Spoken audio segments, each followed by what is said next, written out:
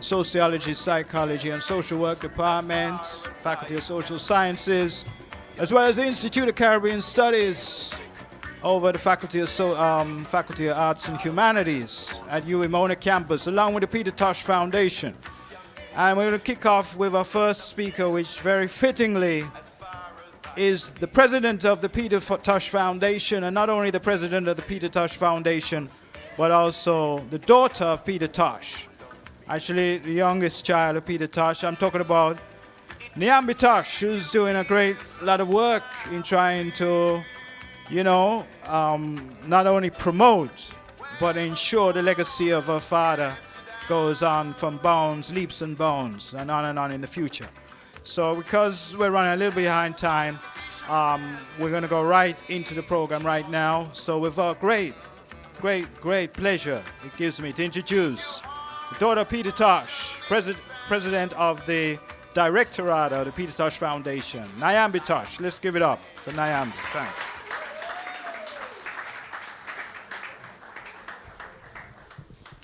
Hello.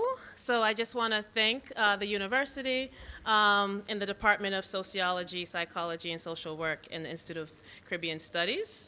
I'm always pleased to see how many people show up for the legacy. I've been doing this work actually for about 14 years now, and the work has allowed me to kind of learn through the school of hard knocks of how to carry on a legacy. So a legacy doesn't just, manifest by itself. It's not upheld by itself. The fans definitely have a role in upholding it, but when it comes to really formalizing a legacy so that it shows up in a more traditional space on an annual basis, it takes hard work and dedication, but it also takes more than just myself. This year, we're celebrating my dad's 80th Earth Strong on October 19th. And so he's left a piece of himself in our hearts, and it's something that from the music like Step and Razor to Equal Rights and Justice to Mama Africa, which has resonated across the globe. He's had he's done a lot of the work kind of before I've gotten here, and he's been able to kind of guide me on a spiritual level to how to continue to do the work while he's gone. I'm grateful of all of the people that have come to support. Just today, I was with the Minister of Culture, Babsy Grange, and we are in the works of making October 19th officially Peter Tosh Day.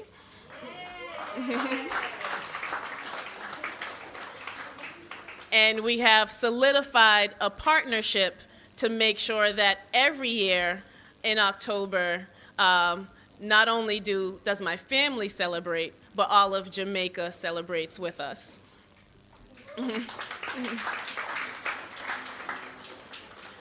So to give you a little bit about my background, as you hear, I have an accent. I was actually born in Jamaica back in 1981. But my mom, after some years, then went back home. My mom is actually from Boston. And so I was raised in Boston and had Boston education, went to school for engineering, became an engineer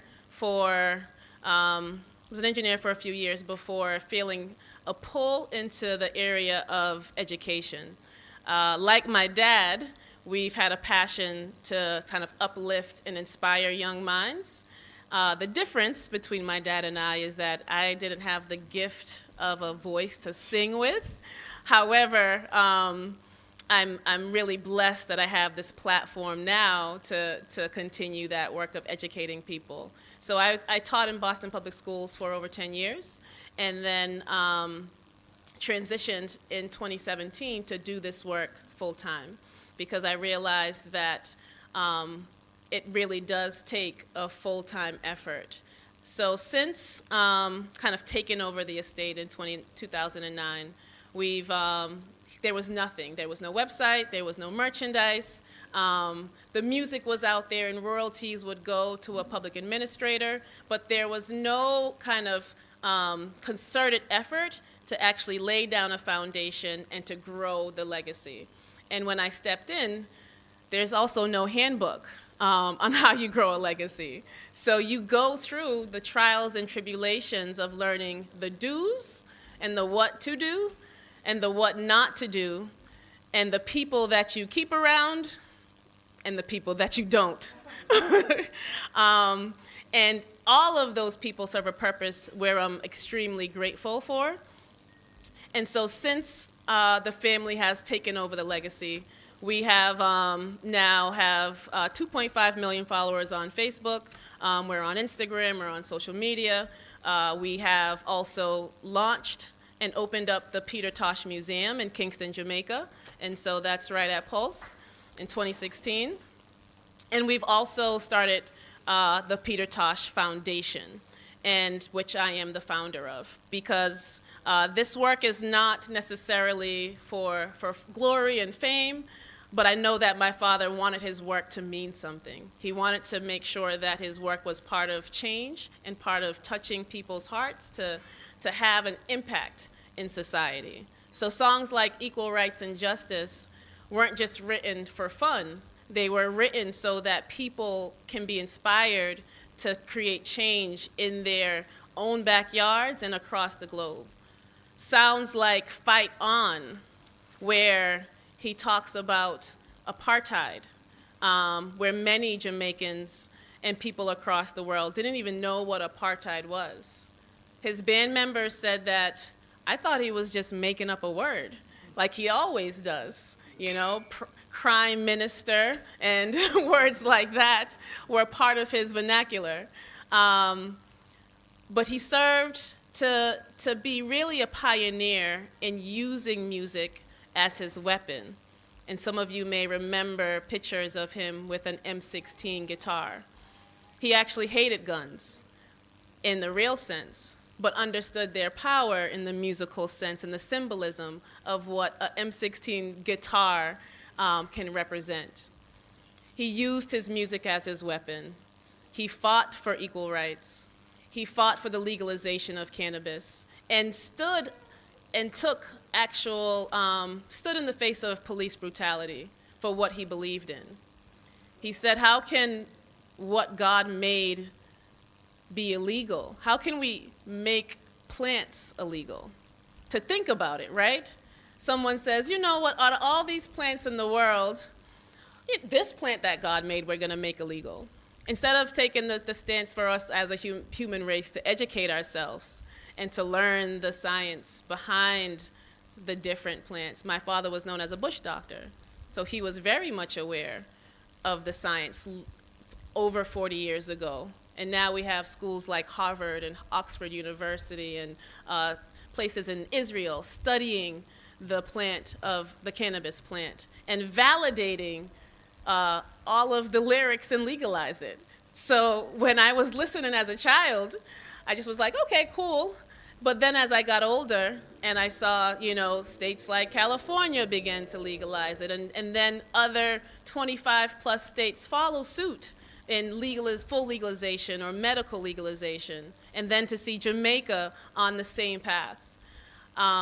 There's a sense of pride that I have. And I think there's a sense of pride that a lot of fans have as well when you know that, you know, Peter was always a man before his time. He was a pioneer. So my task before me is really to continue to do the work, not only abroad, but more so to do the work here. I'm actively in conversations to have merchandise available across the island. That's been a tall ask and something that I know many fans have asked. I'm actively working on creating more content, more educational content on our YouTube page. So we have on October 19th, we're actually going to premiere a mini YouTube documentary series at the Tosh Fest. So that's really exciting. And that will be released on YouTube the following week.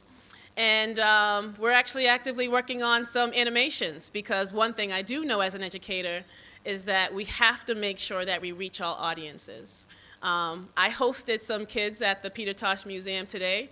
They were age 3 years old to 8 years old, and some of them couldn't keep still, but I promise you, after they left the museum, they knew 5 things about Peter, because that's all they could really hold. They knew that he sang with Bob Marley. They knew that he taught Bob Marley how to play the guitar. They knew that music was his weapon, which was why when you go into the museum and see a guitar shaped like an M16, you understand that, no, this music was his weapon. And they also knew that he rode a unicycle, which I have tried to ride on countless occasions and have failed. That didn't get passed down through the bloodline, but I will still continue to try. And that was a really proud moment to see how it's very effortlessly that we can pass on a legacy. It's not a hard task in a sense. It just takes a consciousness. It takes an awareness for us to say, you know, I'm going to have my children listen to some Peter Tosh this weekend. I'm going to actually, you know, share a story that I once heard about Peter Tosh. I'm going to share a picture of Peter Tosh with someone that I know, or share a song when you're going through a tough time, and sharing to say, you know what, a song like Pick Myself Up has always been a song that just makes me feel like I can face the next day. Or a song like No Sympathy, where sometimes we just feel alone and the fight is just our own and and that's something that we are facing. It takes all of us to carry this legacy. I can't do it alone. And all of us play a role in uplifting this year to year and making sure that within our schools, within our colleges, within our media spaces, on our national TV, that we celebrate icons like my dad. And there isn't really anyone else like him. So I'm grateful to have this heavy load to carry, but it doesn't really feel heavy when you know that the ancestors are guiding you the whole way through. Unfortunately, we lost this year our museum partner, Kingsley Cooper, and this year does feel like something's missing because he was a key player in opening up the museum. But it's forced me to come here and do the work and really give thanks for Kingsley, because I took it for granted how much he did in, like, to open a museum, just open a museum and have all the artifacts and sustain it every single day and then throw a big concert. That was all the work that Kingsley did, and I was able to kind of show up and say thank you.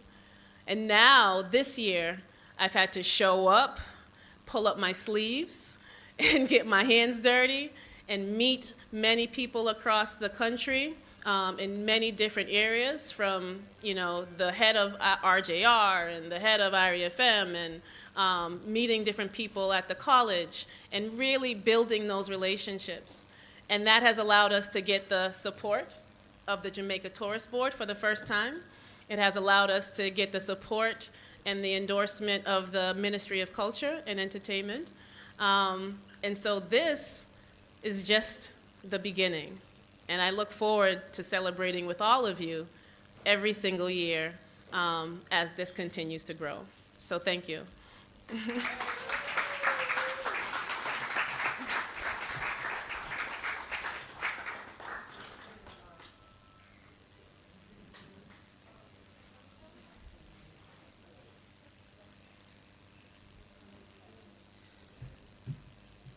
Yeah, man, clap her again, man. Clap her again. Very concise, succinct, to the point. Why, I'm not even used to that, I don't know, So, all right, Nyamba, you're going against the grain, but it's a good habit to have. So, you heard it there, a perspective from one of the children of Peter Tosh, which is fitting, and we give thanks for for the presence at the Peter Tosh Symposium. So moving right along, it gives me pleasure to have introduced one of our talented artists here on Jamaican soil. And those of you who don't know this artist, well, you'll get to know him when he performs a musical selection for us. I'm talking about Andy Livingston. Let's put our hands together for Andy Livingston to give us a musical piece of his. Give thanks. Check, check. Good evening, good evening. Is it a good evening? Yeah, man, bless up, see?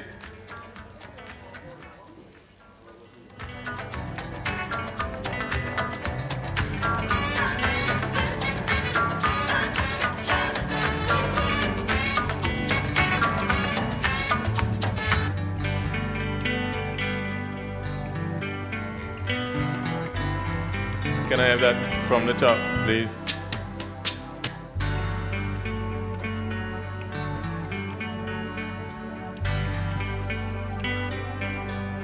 I'm tired of hunger.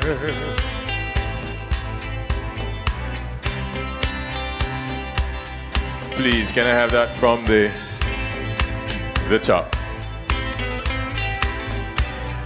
Sometimes, we have technical glitches, It's all in showbiz. It's never the answer. So, we're there to celebrate the Bush Doctor, and we are going to do it, Yes? Little rain and fall, little blessing and thing. And we give thanks for all that we get. Dr. Charles, big up yourself. And we can't seem to get it from the top. Are we good now? Yes.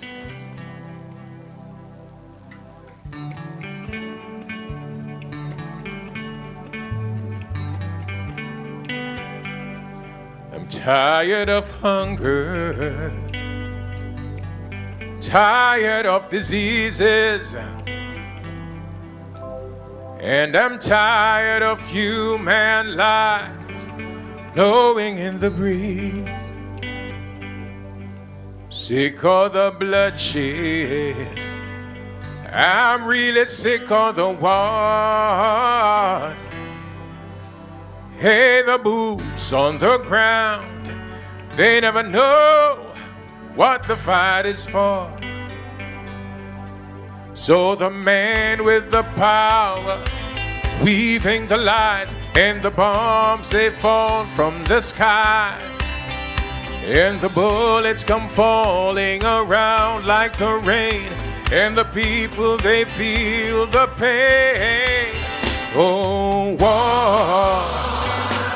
Hey, war is never the answer. Nah, nah. The answer lies in the people loving each other. A war that never has a solution. Nah, nah.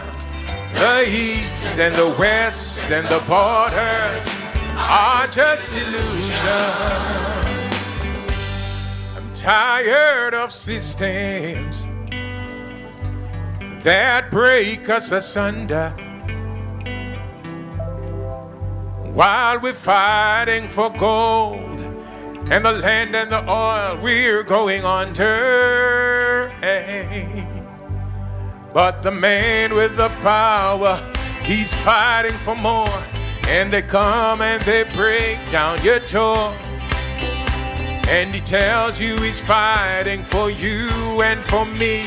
And the reason I just can't see, whoa, war. Hey, war is never the answer. Nah, nah. The answer lies in the people loving each other. Hey, war. It never has a solution. Nah, nah. The east and the west and the borders are just illusions. So we say the earth is the Lord's and the fullness thereof. The world, you know, and we that dwell herein. How would the bush doctor say? No equal rights and justice, no peace. No. Yeah, man. Same so. Make we love one another, man. You know? Hey, war is never the answer. The answer lies in the people loving each other. Hey, war, it never has a solution. The east and the west and the borders are just illusions. And I say war is never the answer. Nah, nah. The answer lies in the people loving each other. Hey, war ever has a solution. The east and the west and the borders are just illusions. Let's hear it for Andy Livingston. One more time for Andy. Yes.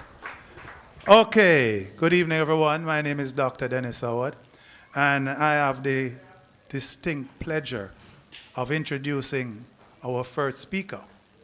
He's an icon, and this is not being using the word loosely. He determines the trajectory of football for a very long time in this country. He's a football icon, but also he's a musical icon of sorts. And he was here to tell you his story. He has been associated with the Wailers and Bob Marley for many years as their manager, marketer, fitness guru, fitness coach, football coach, team member.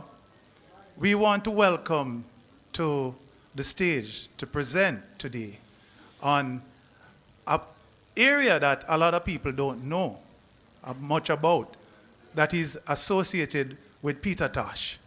And we want to welcome Alan Skill Cole to the podium to present.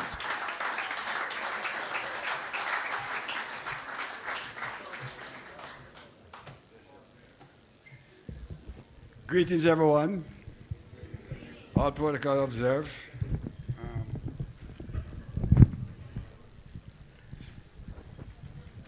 I'd like to make special attention to the audience tonight that there is a member of parliament here tonight. We want to say audios to Sister Angela Burke. I think most of you know who she is. As you can imagine, she's also a fan of Peter Tosh. So I'm going to start up with telling you the days that I met Peter Tosh. It was the early 60s. After they left Coxon and they started the Wailing Soul label. I remember days when I was coming from school on Friday nights, coming home from the country. They used to record at Randy's Record in those days. And I had the privilege of being there most of these on Friday nights when they were recording. It was amazing for me to be in that company because as a young schoolboy coming through, love of music, being with these legends to be, and some of the top artists in that time. I recall that first night I went to Randy's coming from school with my school bag and my kits and everything. They were doing a session, and they had a song they were doing by the name of, I don't think many people here will know the song. It's a song called Give Me a Ticket for an Aeroplane. Peter Tosh was the lead singer of that song, that particular song that night. And I remember when he took the solo, when he got his speech and he started his solo. He was so commanding. I was wondering, I mean, is he still the leader of the Wailers? Because, you know, Junior Brathwaite was the first leader of the Wailers, if you don't know the history. But Brathwaite had left for the United States. And it was known as, it was not Bob Marley in the Wailers, it was the Wailers at that time. Anyhow, his voice was so commanding that I was in the studio with them listening, because in those days when the Wailers were recording, they didn't have much people coming there. They wouldn't allow nobody to come in the studios. They were a very special type of person where they didn't entertain people coming inside of the studio. And when I heard Peter Tosh started his solo, I was so impressed. I just got to meet him like probably a month or two before. And he was so commanding as I started to wonder, what the hell is this? You know, his voice was so strong, powerful. I mean, if you listen to Bonnie and Peter, their voice was as strong as Peter's voice. He had a commanding voice that when you listen to him, you wonder, I mean, who's this guy? But anyhow, time went by and I started visiting the studios on occasion on some weekends again, and we start, you know, I got familiar with Peter. One thing I noticed about Peter is that when he came to the sessions, because I was fortunate to be there sometime before they started, he would go on the different instruments and start tuning the instrument. And I'm looking at Peter, he'd take up the guitar, he'd tune the guitar, put it down. He'd go on the organ, he did his things. He went on the drum. Most people didn't understand. Peter just played most instruments.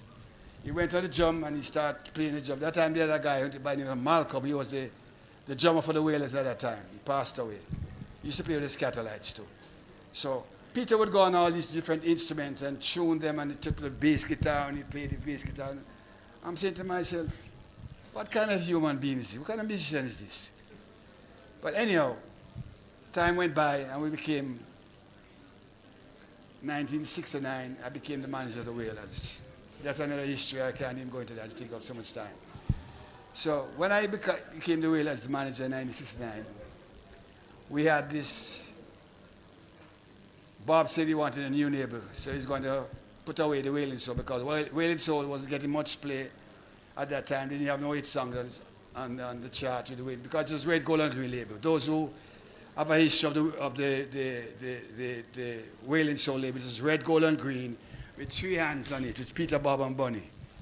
But the system at that time would not tolerate a Red, Gold and Green. You take a Red, Gold and Green label to RJR and GBC, it would go aside.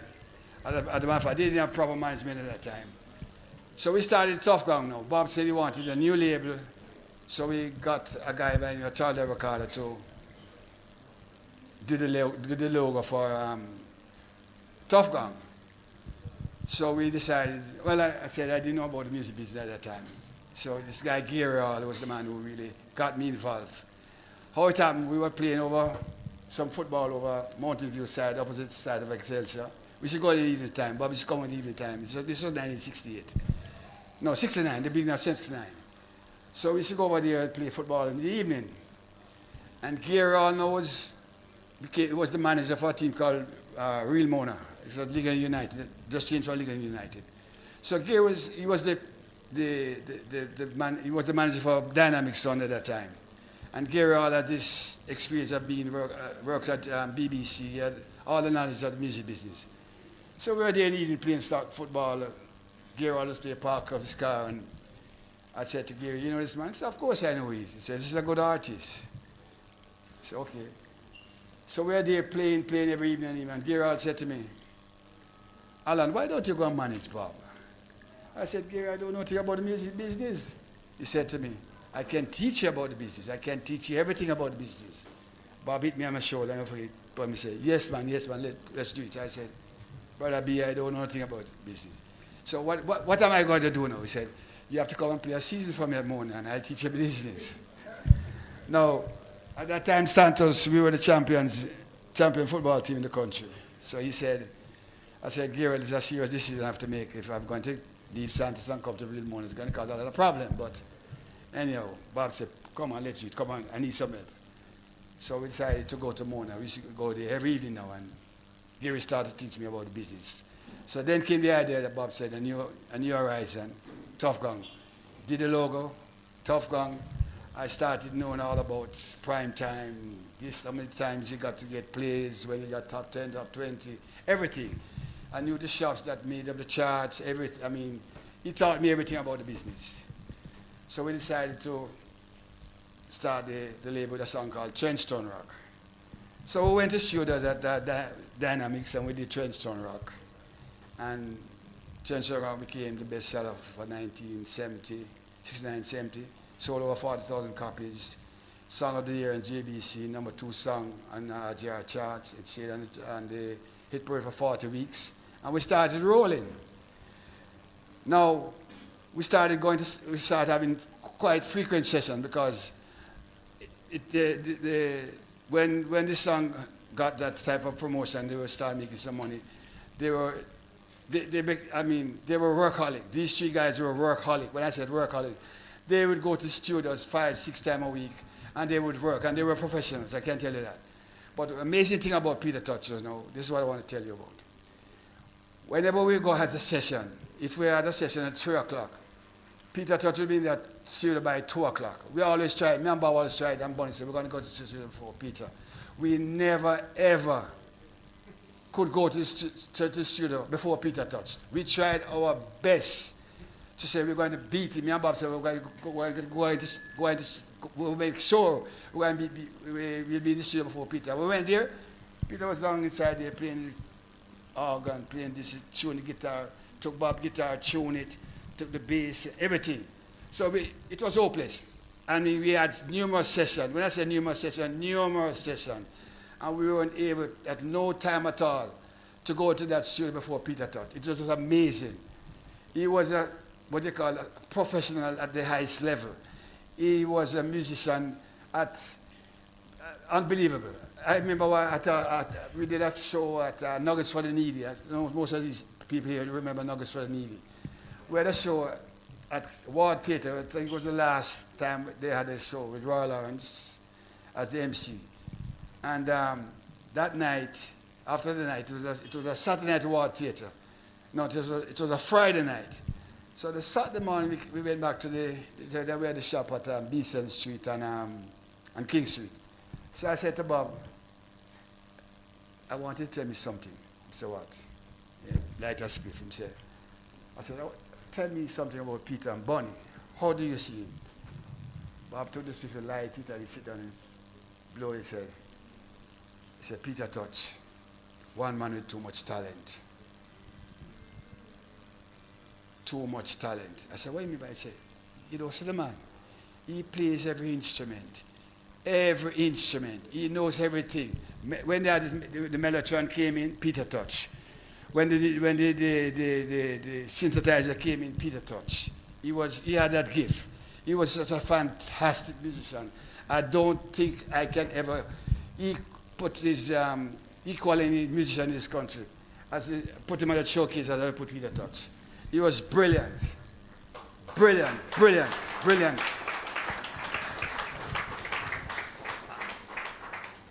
People don't understand Peter Tosh. If you listen to him in his pronouncements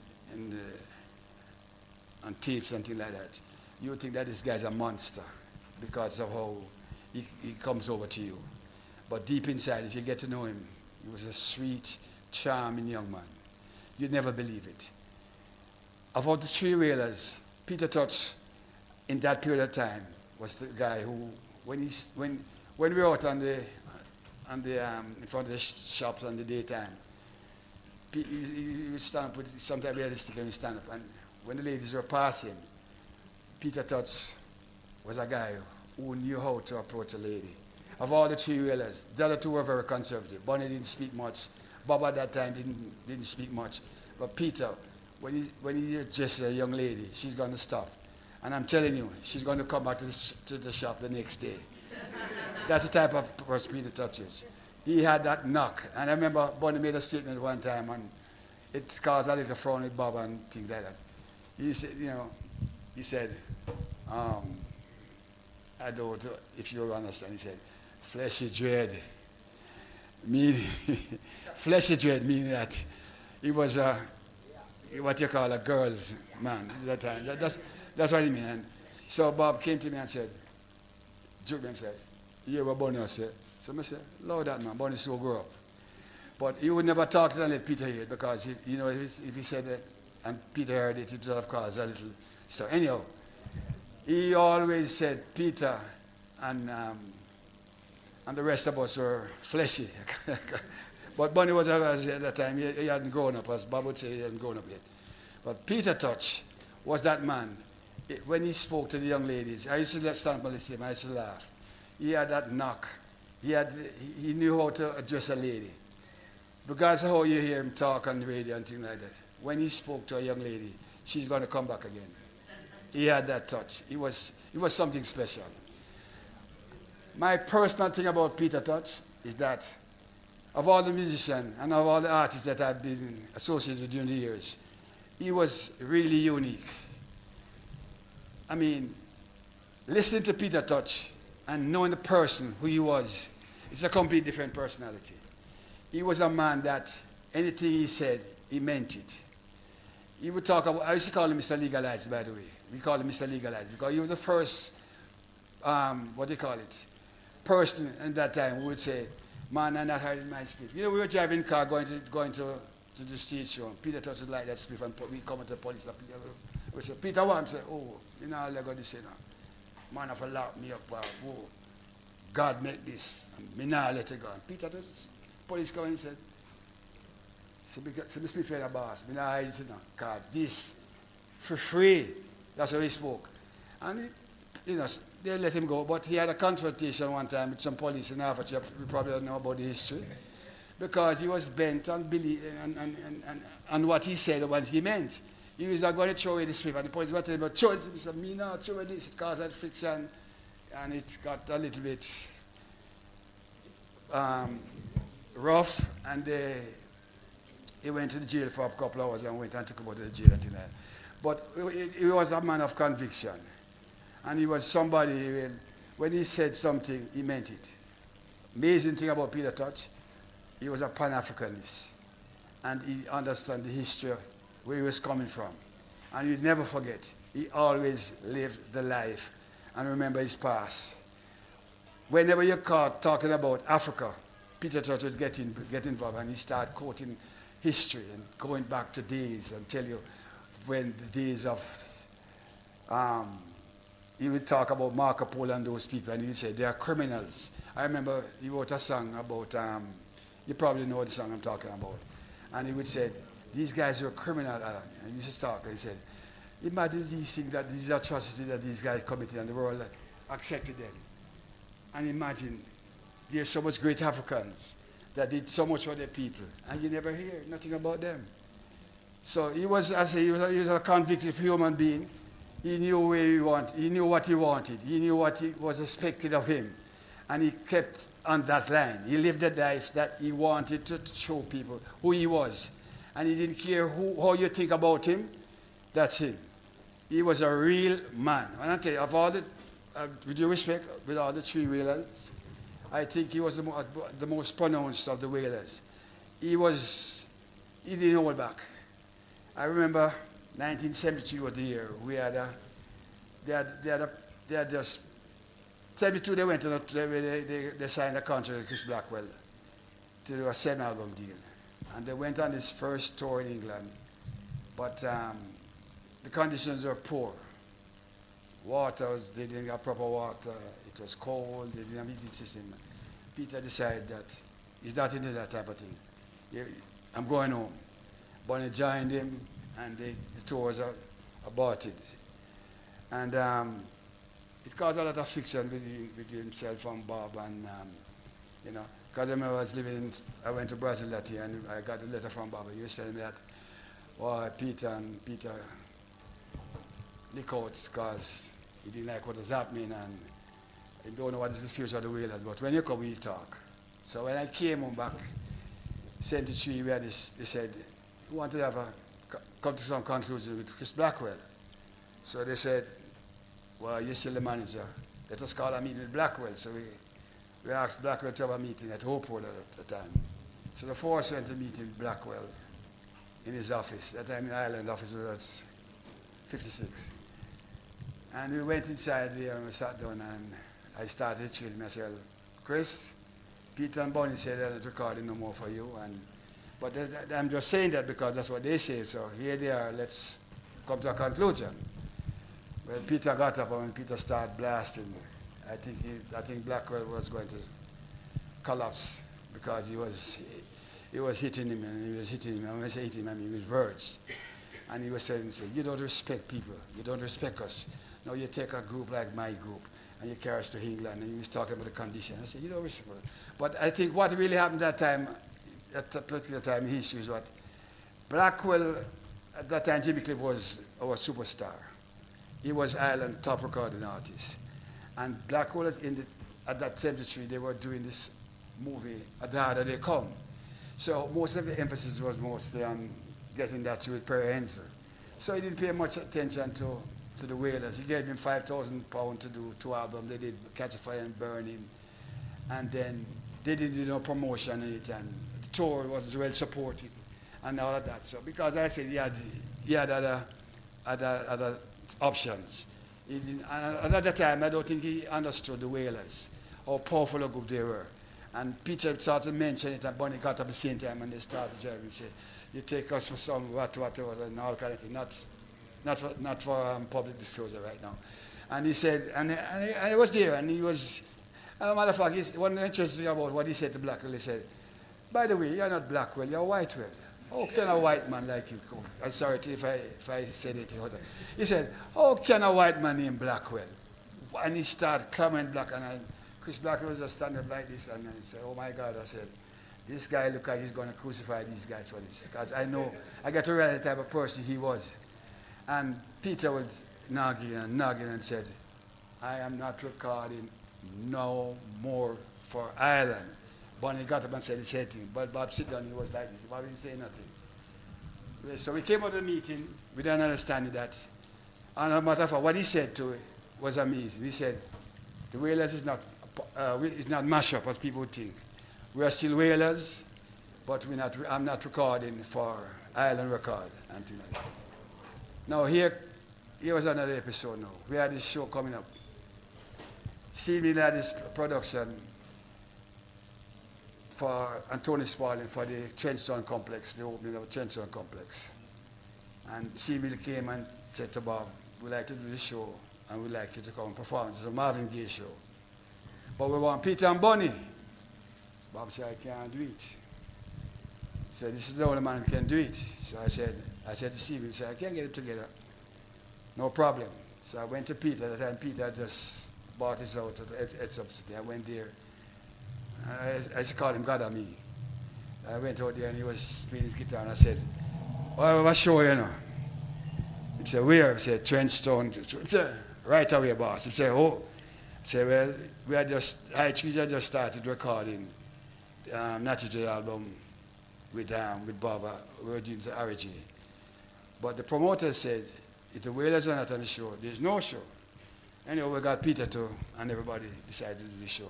And as a matter of fact, they said, I am working for free. And everybody agreed that they were going to work for free.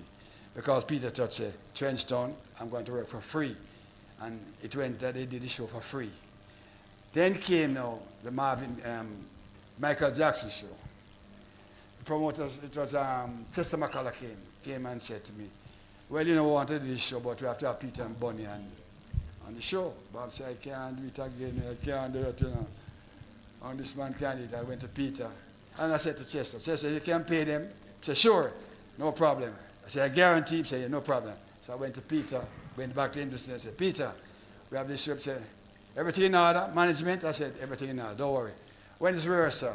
I tell him. So Peter we came to the rehearsal in the nights. But the amazing thing about it, because of the fiction, there was a little heat going on between Bob and Peter. Bonnie was the neutral man, he was there, he didn't say much. Peter was, you know, I think what I can pick up during that period of time, I think, and it caused a lot of problems. When I said it caused a lot of feelings because I was there, and whenever anything happened, Bob would come to me and I would listen to him, and then I listened to Bonnie, but I never went to know one side and take any side. I would just neutralize everything. So Peter said to me, remember, you know, we just don't mash up, you know, but anything else with the islands, we're out. So we did the Michael Jackson show, same thing with the Stevie Wonder show. But the thing about it, every night after rehearsal, I would stay upstairs and watch the rehearsal. People would come to me and say, what time rehearsal, sir? And you tell him, what time rehearsal every night? And they were there sitting beside each other playing, and they didn't speak to no one. It was amazing, and people didn't know. Bob was there, Peter was here, Bonnie was around there, then they had family man and the rest of them, and they wouldn't pass a word, not a word. If he wanted to know, as I said, when was the rehearsal, he'd come to me and tell me, say, listen, what time is the rehearsal? And he'll be there on time. But in the latter part, what happened now is that when it got to a stage where he had an accident in 1974, a famous accident on the bypass when they had they were making the bypass at Cribba, the new road. He had an accident, a very serious accident. And his girlfriend, the love of his life, you would call her name was Yvonne. She went in coma for about 3 months in the public hospital before she died. It took a toll on him because, you know, he would come. I remember he come up to Oak Road and he would talk, and I saw it in his face, and I used to, you know, when he came up there, he was talking and he told about the incident, and you could see him. It's the only time I really saw him you could feel him. He was totally down, you know, because I think this was the lady of his life. I think I can probably say that. This was the lady of his life. And as I said, she was in coma for a couple of months. And I remember one morning I said to Bob, me and Bob and David was there, Bob and David, and I said, Jaddy, I said, Bob, put on your clothes. So I said, we're going public. So I was going to look for Yvonne. And we went down there and looked for her. At that time she was still on the coma. And it brought tears to all of us eyes when we saw the condition she was in. Anyhow. So we came back up, and Peter heard, and he came up to open, and he was there, and I said, Bob, your brother that, you know, do what you're supposed to do for him. And he said, what I mean? I said, give the man some money. And call Peter on the car, and go downstairs and call him and give him some money. I said, brethren, we're still brethren, you know. I love you, you know, but so the thing go. Peter come out and went out, and after she passed away like a month after, and it was a sad moment for them. I mean, regardless of what took place, you could see that the feelings among them was really something to behold, you know. With the expression, you know, in those days they didn't want to go to funeral, and I'm saying to them, brethren, man, I go to a funeral, man, they come out of the bull, but that one didn't resonate with them. Peter went, and after the funeral, they came together and still talk. But there was something there that I think that Bonnie wouldn't say it, but I knew Peter well, because we were the same sign. And I think Peter felt that if Bob had made the decision to move away, Bonnie and Peter would have gone with him.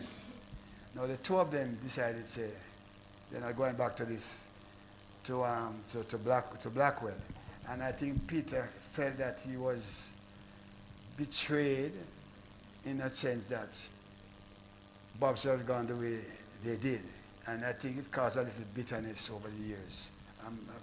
I'm afraid to say it, but as being the manager of the group and I understood what was happening, I know it was there.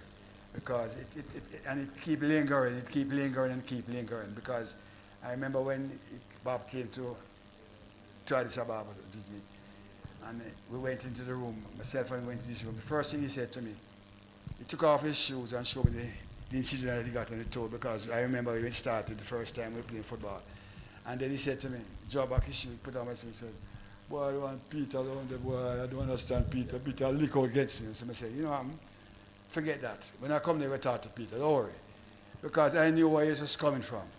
I knew Peter felt inside of him that he wasn't really loyal to him and Bonnie.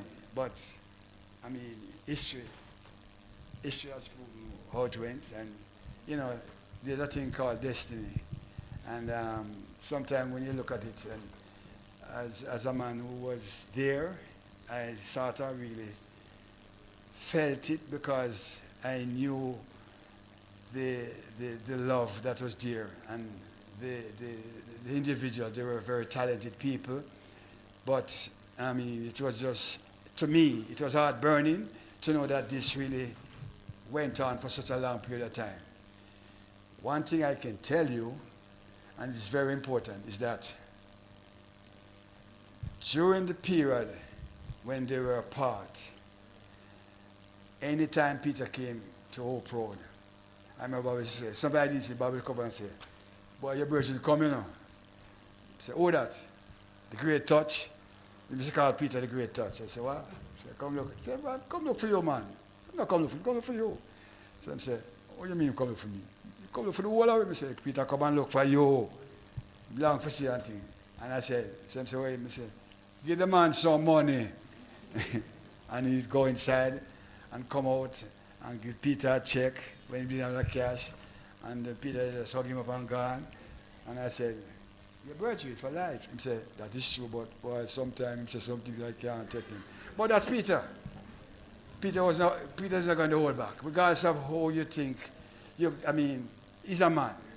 And my father used to tell me one thing, was a little boy coming. He said, tell a man the truth. If he doesn't accept the truth, he's not a man. But don't keep it inside. And Peter Tosh was the type of person. He's not going to keep it inside. He's going to come out and tell you, say, boy, this is how I feel. If you want to vex, you vex. And that is a quality man. To tell a man the truth, and regardless of what it may cost. And Peter Tosh was that man. He was a real man. And before coming down, I want to tell you something about about Peter Tosh. I remember we used to have sessions where we call jam. They used to come together with the musician. And Bob came up with this a song called Get Up, Stand Up. So Bob started, Peter, Bob, Bonnie, Wire was the organ player at that time, and Fandman and Carter were there. So it was 5, 6 of us were there. And so Bob came with it, get up, stand up for you, right? And when they came to the bridge, I'm saying, where are they going to go now? And Peter came up and started splash the rest of it. You probably know the song already. I'm going to tell you, I was there and I said, am I seeing something? What is this happening? Because this is a smash. I mean, Bob just came with the idea and started jump and getting it on. And when the time comes on the bridge, Peter get up. And I said, oh my God, this is something else. And that became one of the biggest songs. Get up, stand up. Peter Tosh. I mean,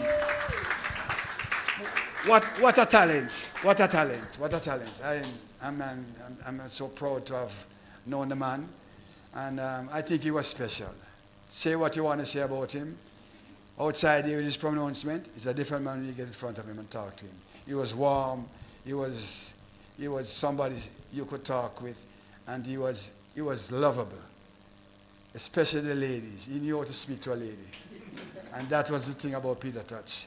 That he was different from the other wailers, I can say, without any cuts or buts about it. He was special.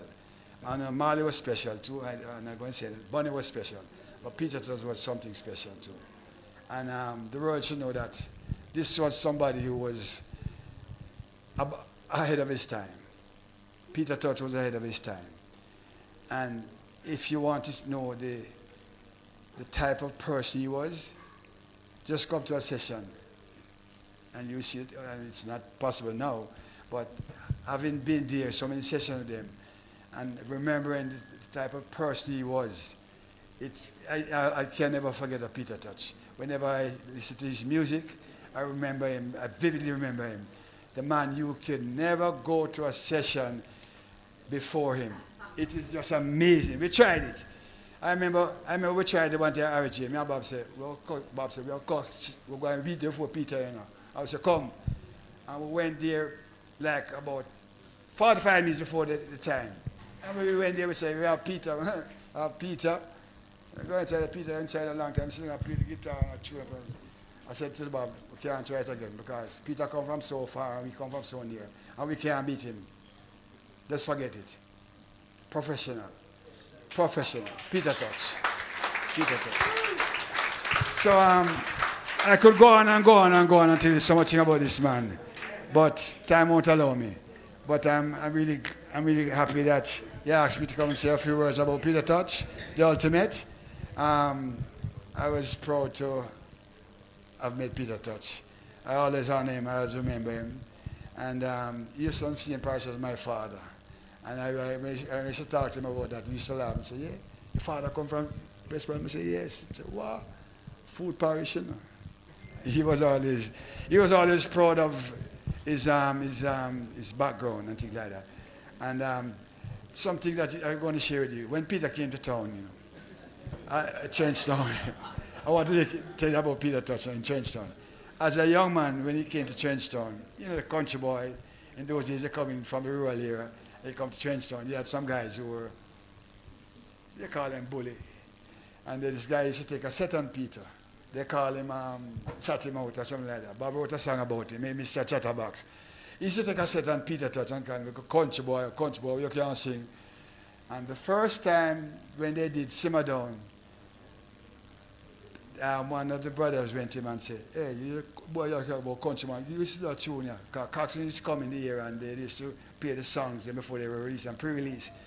And they called him to 4th Street and said, come hear the song here. And he said, the country boy did that. He said, yeah, the country. He said, boy, of course, I'm sorry. And became a friend of Peter. Because of when he heard the song, he said, damn, I was judging the man wrongfully. But that's life. We judge sometimes wrong and sometimes we judge right. But Peter Tosh, live forever.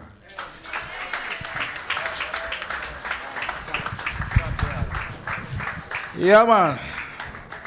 Alan Skill Cole there with some interesting revelations regarding Peter. We give thanks. And right now we're moving right along with the program. We got a musical performance courtesy of Asante Amen. Asante Amen. He's very connected with the campus, but trust me, this man here, very talented artist, as you will hear when he sings a couple of songs for us. So, Mr. Music Man, you have the tracks? 1, 2. Yeah. Well, first things first, we just want to give thanks and praise for the moment, you know. And we have to start with the Stepping Razor because that Virginia is just such an inspiration to us. So, yeah, me know, so you know that one enough, so let's sing it. Kick it up again. Yeah. Yeah, that tune here, nice.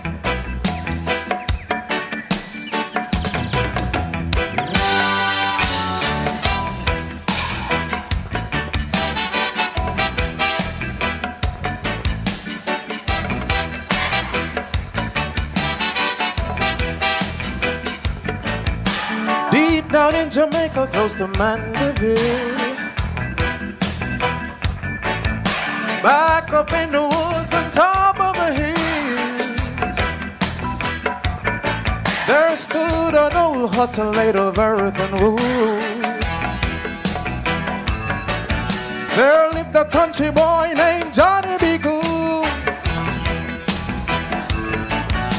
He never learned to read and write so well,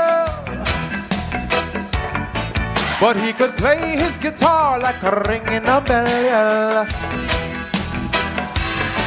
I say go, Johnny be good tonight, yeah. I say go, Johnny be good. He used to carry his guitar in a gunny sack, tree by the railroad track. Old engineers and the train slipping in the shade, strumming to the rhythm that the drivers made. People passing by would stop and say, oh my, oh my, oh what a boy can play. I say go, but dancing with me, you know. Johnny be good tonight, yeah. I say go, Johnny you better be good. If you don't love that Peter Tosh song, let me see the hands in the air now, please. Come in the race, the step in the race, hand in the air now, please. Yeah, man, I really like that, man. So we couldn't come here and come sing I and I song and come sing the bridge, come set it for I and I, you see me?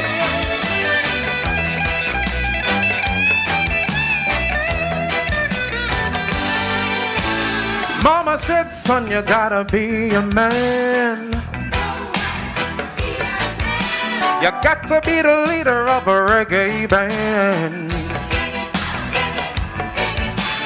People coming in from miles around to hear you play until the sun goes down.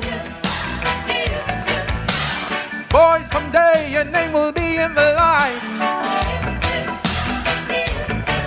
saying, Johnny, Johnny, be good tonight. I say go, Johnny, be good tonight, yeah. I say go, Johnny, be good. Peter.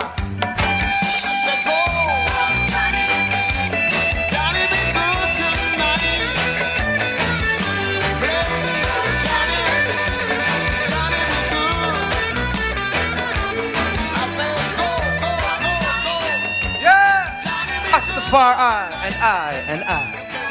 Yes, sir. Yeah, so like we say, we have to do it that way the first before we sing one of our tune. Because I'm a revolutionary. So to him set the pattern for I and I. Like my icon, Fred Locks, enough love and honor and respect my king. We have a song called Real Revolutionary. For sure you say we have to honor the revolutionary with a song called Real Revolutionary. My brother.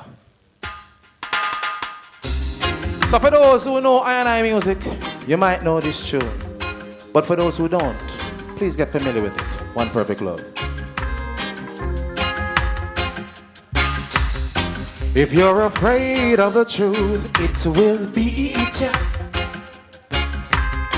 If you don't stand for the truth, you will die. Oh yes.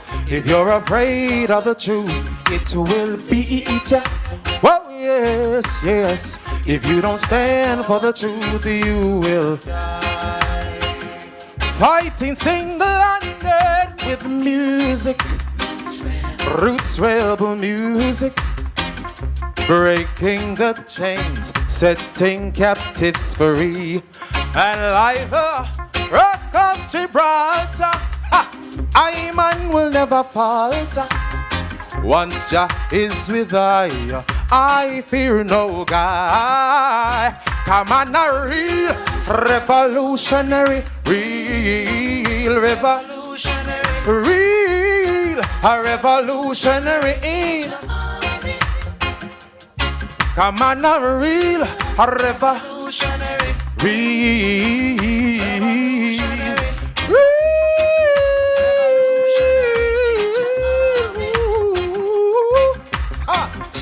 They've tried so long to keep us blinded from the truth. Reframe the Bible so I and I look like the brutes. Oh, but time has come, eyes are opened, truth revealed, Yahweh spoken. So stand up for your rights, now make heed and prosper. Just be a real revolutionary, real a revolutionary. Come on, a real revolutionary, real.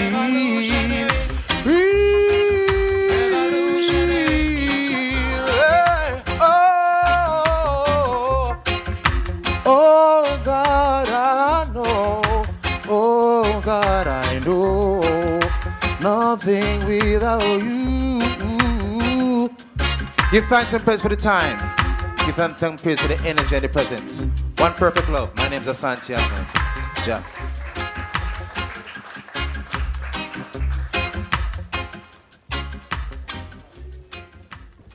Yeah, man. Asante Amen, real revolutionary. See what I tell you, man? I said the mad brother have a voice. I tell you. The artist them who is on the program have been, selected really and truly. Well, some of them is a living legend. Some of them just have natural talent.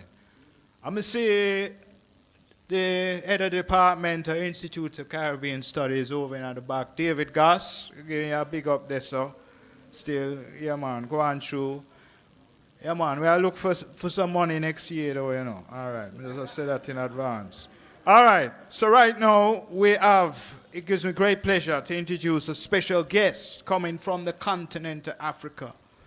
All the way from Ghana, we have the Dr. Nadia Donga-Finn, who is the Deputy Director of the Office of African Diaspora Affairs in Ghana, and she's going to give us a perspective on how Peter Tosh has influenced the Ghanaian community, Jamaican culture has influenced, and just give a perspective from the motherland, one of my favorite countries on the continent, Ghana. Let's welcome Dr. Nadia Donga-Finn. Give thanks.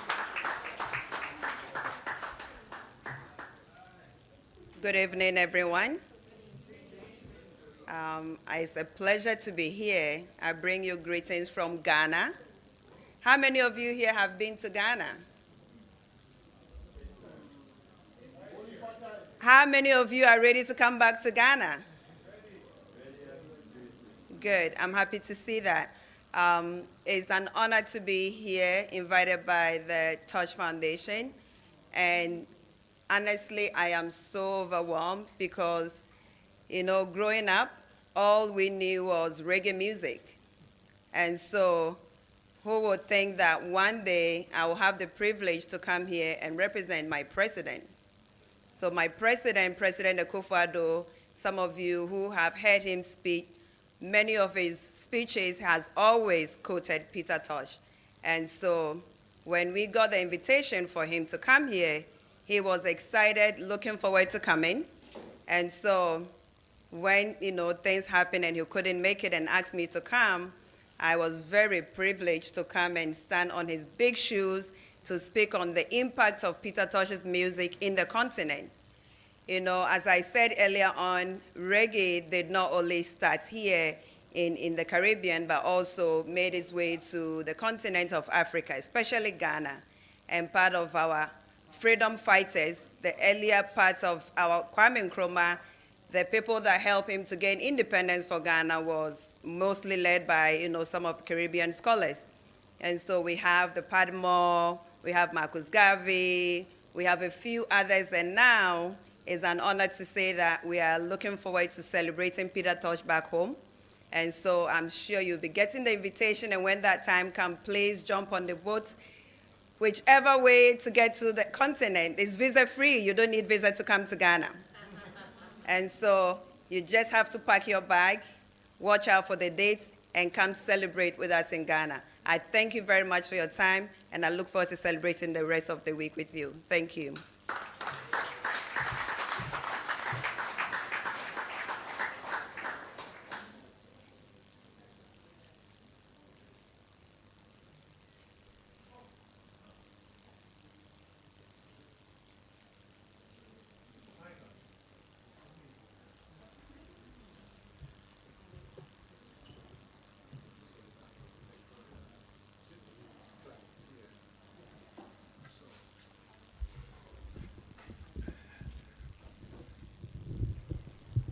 Okay, once again, we're gonna go into the presentations, and just before we go into the final presentation, which is Copeland Forbes, I want to introduce to you a good friend of mine who is going to give us a background before Copeland comes on.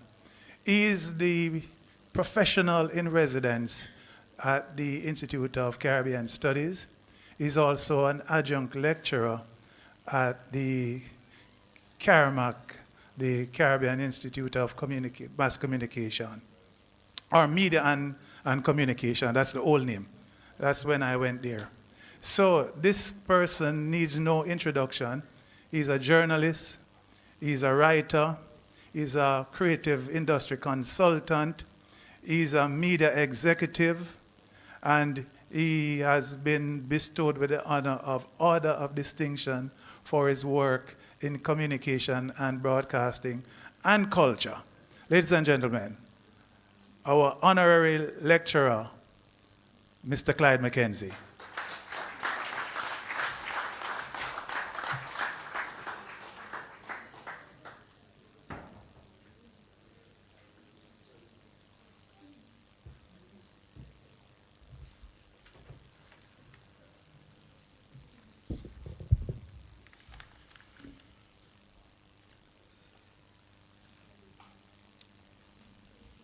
Thank you so much, Dr. Howard. Good evening, all the honorable guests here this evening. It is a pleasure being here. I will not try to name you individually, but there are some special people here, and you all know who you are. Everybody's special too. Now, I cannot speak with the granularity of an Alan Cole when the Wailers were being signed to Island Records in the early 70s. I was pretty small, to say the least. So I can't say Peter Tosh and Bunny Wailer and Bob Marley were my colleagues, but I've been fascinated with their accomplishments and their contribution. I had the great honor, privilege of being the writer of a book authored by Copeland Forbes called Reggae, My Life Is. Now, this book is, if you know Peter Tosh's music, you will know that it's a not too subtle riff on Reggae My Life Is. And what is interesting is that Peter Tosh, he occupies an enormous amount of space in that book. In point of fact, he is the person with the longest chapter in the book. In fact, he has 2 chapters dedicated to him. And not only that, but he is referred to in a number of other chapters. That's how important Tosh is to Copeland. Of course, it was not always an easy road with Tosh, as Copeland relates. And anyone who knows Peter Tosh and his history knows that he's not somebody to be trifled with. Alan has told you that he is a man who could be unfiltered. In many instances, he was very explicit. He was the tallest, he was the oldest, and I would want to think he would believe he's the toughest of all 3 Wailers. Now, I say 3 Wailers, and that I qualify because there were 5 original Wailers, you know, Junior Brathwaite and Beverly Kelso, along with the 3 that we know. But the world has come to know the trio, and that is Bob, Peter, and Bunny. And one of the things I would say about Peter is that he was perhaps the most erudite of the 3 Wailers. he was able to address issues in a very thoughtful manner. He was well read. And so you get a sense that this man was really delving into these issues in a very serious way. You know, no nuclear war is indicative of his understanding of the danger of a nuclear holocaust. You know, and he dealt with a diversity of issues. So you would think you can't blame the youth. It was an indictment on our education system, which in his assessment was really a miseducation. He was perhaps the most prophetic. He was prescient because he was always talking about issues that would come to pass in the future. I mean, his stance on cannabis, legalize it. He was one of the first people to start advocating in a very fulsome way about the decriminalization and the legalization of the herb. He was full-throated in his support of the anti-apartheid movement. In fact, his embrace of Africa and things related to the continent was very strong. Copeland will perhaps tell you about their visit to Africa in the early 90s, in the early 80s, you know, when they went to see Fela Kuti, and well, they really had gone to see a bush doctor, you know, because Peter was of the notion that he should be looking to Africa for healing, not elsewhere. He was a strong advocate of things African, including African medicine. And so Copeland will tell you a little bit more about that. But Alan spoke about his versatility as an instrumentalist. But he was also very eclectic in terms of his musical taste, because you would see that kind of variety in his musical output, you know, the Buckingham Palace, the Walk and Don't Look Back, the Nothing But Love with Gwen Guthrie. You see somebody who is always experimenting and doing different things. He was that kind of a person. So Peter Tosh was a very complex figure. He was perhaps the most politically direct of all of the Wailers. He wasn't very subtle with his politics, but he was not partisan. Other Wailers might have been accused of being associated with one political party or the other, but not Peter. He was not associated with any of the major political parties, but he dealt with major political issues of its time. So apartheid, the issue of the legalization of marijuana, colonialism, and the injustices that were meted out to people of the developed world. That was Peter Tosh.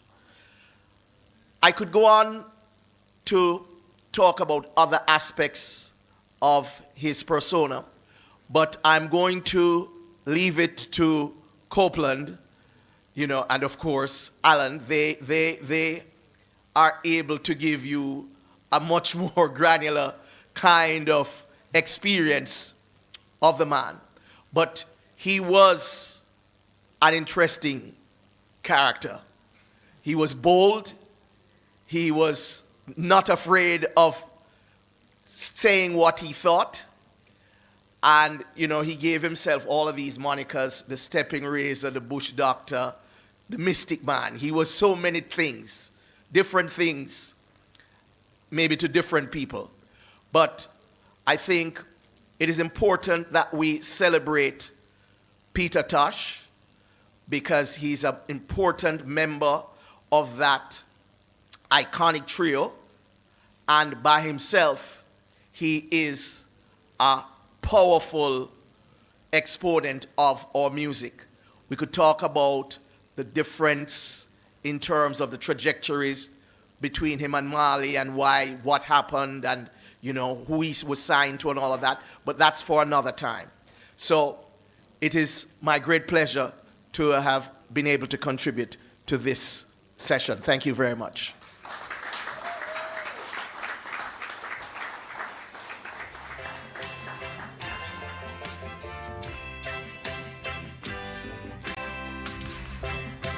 Thank you, Clyde.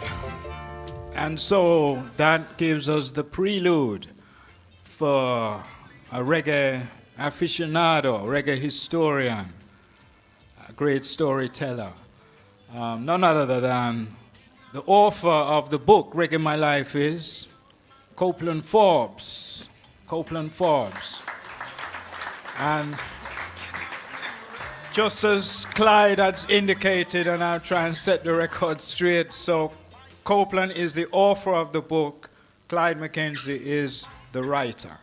We give thanks. Copeland, at your time now. Thanks, brother.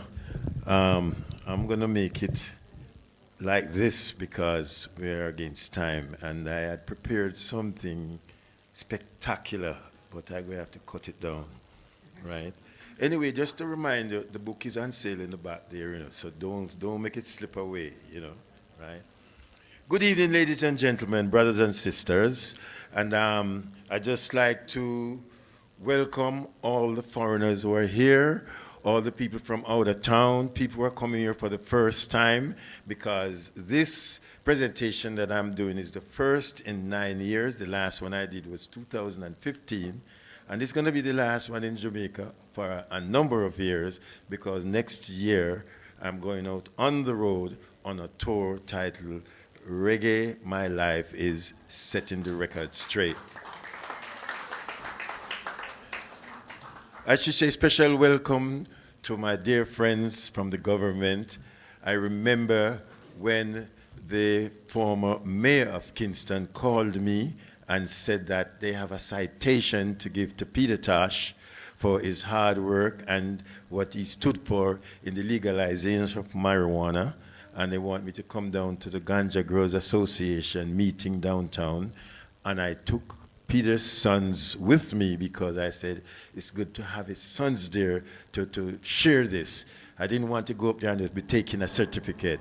So I'd like to say special welcome to former Mayor Burke sitting right over there. Give her a round of applause. I always remember that occasion.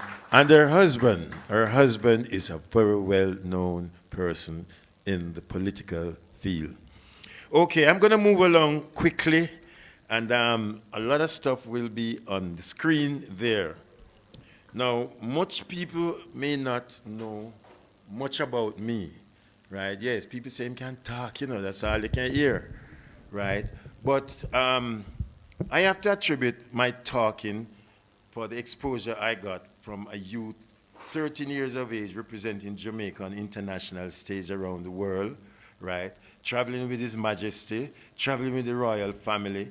So that gave me a lot of training to do what I'm doing now. So I have to, give thanks for those opportunities that I got. So during my years, I started in the entertainment business in 1962, the 15th of December, 1962. So this means I'm celebrating 62 years continuously in the industry. So I'm just going to give a brief rundown of who I am, some of the things that I have done, some of the achievements that I have, I have gone through, and so we can get straight to the meat of the whole thing, right? Now, The name is Copeland George Forbes. My mother is Cuban by birth. You know, I still support her everywhere I go because she gave me the courage to write this book, right? And you can see some of the groups that I've actually managed or toured with, you know, be the road manager, tour manager, you name it. You know, you can go down the line and you can see there. Some of the historic places I went with some of the artists. You can see all the artists that I literally worked with. And I would say it's about 98% of the industry. I had something to do with them, so I know everything about them personal life too.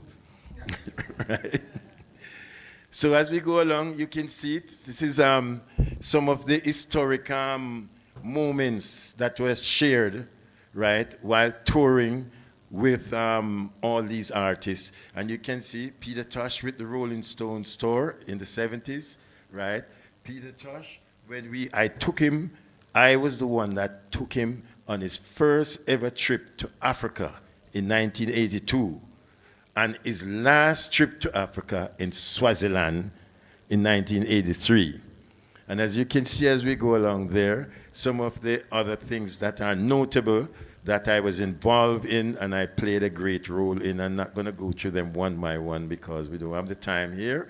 As we go along, you can see here, being a Queen Scout, holder of the Duke of Edinburgh Gold Award, I was selected to be the official car door opener for the royal family of Queen Elizabeth representative, Princess Margaret and Lord Snowdon during the first celebration of Jamaica's independence.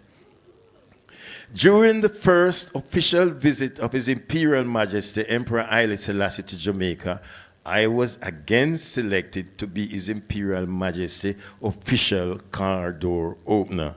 So nobody can't tell me about Selassie, I travel with him, right? Okay, we're going along, right? I was also elected to be the youngest mayor of Kingston. You will see the picture.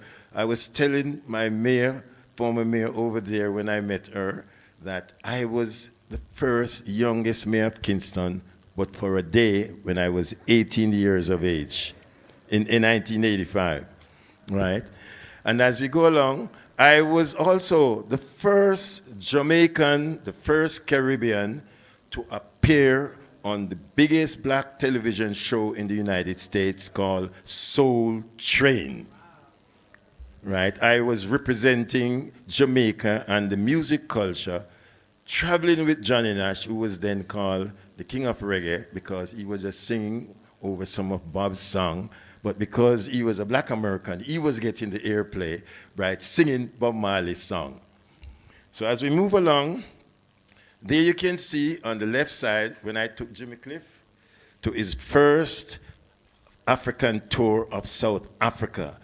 And I tell you, that alone is a book and a movie by itself, what went through, because I almost end up in Robben's Island, right, with Nelson Mandela, because of a slight little incident when a musician gave me a spliff to keep for him. And I didn't remember it was in my jeans pocket. And when I was leaving Cape Town, the alarm went off and the soldiers were standing there with guns. And my God, when I pushed my hand down and I felt the spliff, I started thinking 15 to 20 years. And the guy said, take out everything in your pocket. And I took out, I realized I was stealing the room key because it has a key ring on it. And it was the room key that sent off the alarm, so I managed to get away. In the middle, you can see when I was traveling with His Majesty, right there at the National Stadium when I was the official car door opener for him. And on the right, you can see when we were doing Saturday Night Live with Peter Tosh, right, and Mick Jagger. That's myself, Mick Jagger, and Sly Dunbar, Sly's Peter's drummer at the time. Then, the one on the left is when I was the youngest mayor of Kingston, inspecting the Guard of Honor at the Kingston Fire Brigade headquarters. The one on the right is Soul Train, as I said before, right, representing Jamaica and promoting Jamaican music. We move along. The one on the left, that's me and Miss Culture Minister Olivia Babs-Grange when we went to Africa to represent Jamaica, and it was the Abbey Reggae Music Festival and Conference. And would you believe it? They had all the kings and queens from all over Africa at this conference. We had with us, you can see Marcus Garvey's son, Julius Garvey, in the background there. And the band in the back struck up the Burning Spear song, "Do you remember the days of slavery?" And no kings and queens supposed to be dancing. So everybody was sitting there, and I am bowing my head and dancing to the music, and Babsy looking at me, and the two were looking at each other, shaking. Somehow we read each other's mind, and we just get up and start to dance, and within minutes, the entire floor was full with kings and queens dancing to reggae music all over the place.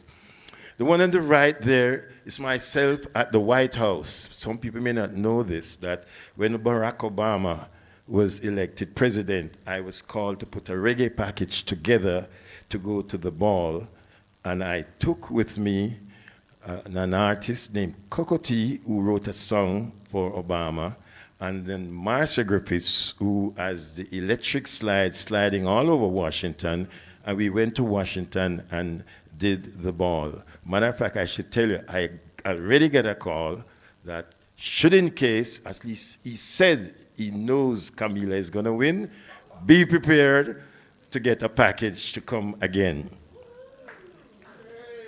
There you can see, that's Marcia Griffiths there at the ball in Washington, D.C., you know, representing Jamaican, Coco T, well dressed to the nines, man, you know, with his Rasta flag in the White House, you know, and that's myself on the right-hand side. Okay, most of you may not have known this, right? But this is the last of me telling you now. That's when I did my first movie, The French Connection. That's yours truly right there. See it? I did that movie. We won 5 Academy Awards in 1971. So that's my accomplishment over the years. Now we're going to move into the meat of things. Right. And this is Peter Tosh, when I took him to Swaziland, and this was his first time performing overseas. He has never performed overseas in Africa.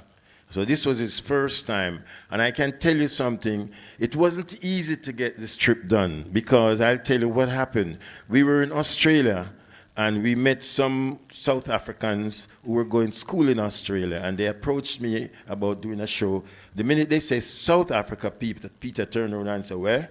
And I said, "No, Southern Africa," right? It's now called Eswatini, right? The name has changed.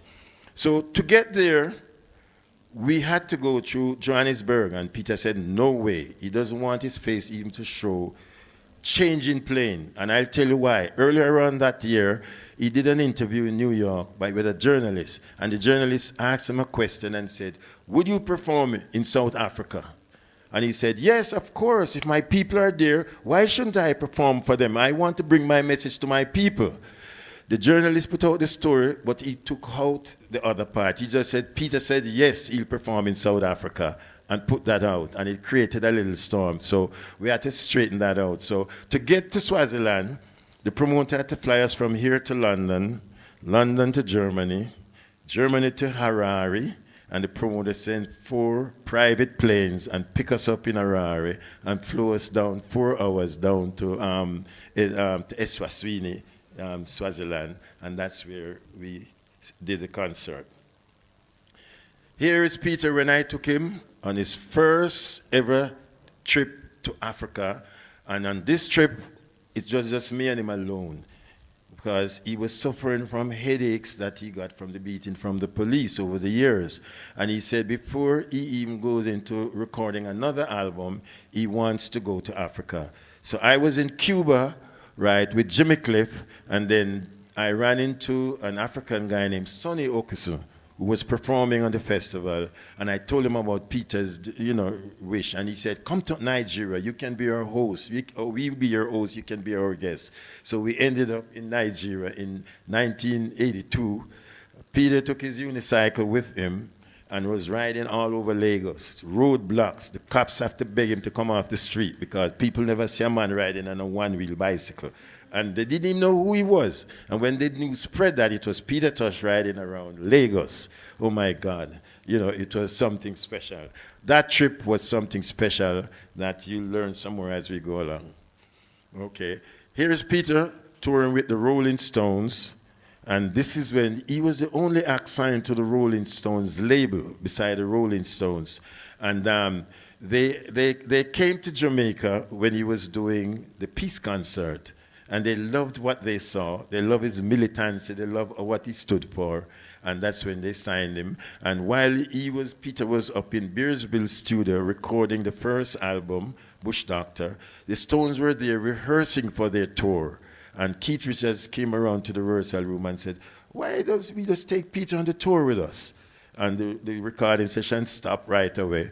And Peter was on the tour with the Rolling Stones, playing in front of over 100,000 people in some of the places. So that was a great exposure for him. Now here's the man himself and his mom, right? Peter Tosh was born October 19, 1944 in Westmoreland. His mother, Miss Alvera Coke, she's now deceased, may her soul rest in peace. You can see him sitting there hanging out with her. He loved his mom. He always make trips from Kingston. Sometimes he just drive and just go down and just spend a weekend laying in his mother's bed and just relaxing. So, you know, he talks a lot about her because it's her only child, you know, her only child that she have. So she hangs out with him a lot, you know. He came to Kingston when he was 15, 16, somewhere around there. And that's when he ran into Bunny Wailer, right? And then Bunny Wailer took him to Bob. And because Peter could play guitar, you know, Bob liked that, you know, that at least somebody can play guitar that came around. So while they were rehearsing in Trenchtown, I was living at Greenwich Street, so I used to have to pass them up West Street. And I stopped there. Now, Neville, we call him Neville, but you know him as Bunny Wailer. Neville, myself, and Master Griffiths, we all went to school from we were 5 years of age, you know, Chatola Park, then All Saints, and then Bunny went to Camperdown, and then me and Marcia and the Techniques went to Kingston Senior, which is now Kingston Junior Secondary. So I remember they were there trying to find a name for themselves, and they came up with the name, the Juveniles, you know. No, the Teenagers was the first one. But then somebody said they have a group named Frankie Lyman and the Teenagers, so you couldn't use that. Then they came up with the name, the Juveniles. And I remember Bunny said, when we grow up, we are not juveniles anymore, so we can't use that name. And then Peter was sitting there and said, boy, every night we come here and we're sitting and we're wailing with Joe Higgs and everybody. And they came up with the name, the Wailers, right? So the Wailers was the name that they latched on to. But little did they know something else as we go along, that there was a group in Tacoma, Washington, that already had the name the Wailers from 1959. There they are. These are the original Wailers from 1959. So when they went to Coxon, you know they used so many names at Coxon. They used the Wailers. They used the Wailing Railers. They used Bob Marley and the Wailers. They used the Wailing Rude Boy Wailers. They used Bob and the Wailers. So it was a whole bunch of names they were using there as they were going along. But these were the original Wailers. And I think why Coxon didn't stick to this, that he was a member of the farm work program and he used to travel a lot overseas. And I think he went overseas and realized that there was a group named the Wailers before our boys. But he just kept it, and when he released their first album, he didn't release it as the Wailers. He released it as the Wailing Wailers. So there you can see them now when they all joined up together. That's Junior Brathwaite on the right. He was the lead singer for the song, It Hurts to Be Alone, right? And then he had to migrate to join his parents in Chicago, you know, that same year in 1966. So that's Beverly Kelso and the trio that's seen here. Cherry Smith joined later on, but she wasn't so much, according to Peter, he was telling me, she wasn't so much in the group for a long period of time. So it was the five of them, sometimes Jerry, until it actually boiled down back to the trio. Now in 1966, right, Bob decided to get married to Rita Anderson, right? Rita was born actually in Cuba, you know, right? Yes, her father used to work in Cuba and go back and forth, and she was born in Cuba. Alpha Rita is her first name. That picture on the left, I'm not going to talk about that picture, because that picture on the left going to tell another story, you know, which I don't want to go into tonight, you know. But I had to clarify it with Rita and Peter, right? So I won't go into that. But that's Bob. You can see when Bob went to join his mom. Apparently, he got married the day, and the next day he was off. And you know something? None of the other group members knew that he was getting married.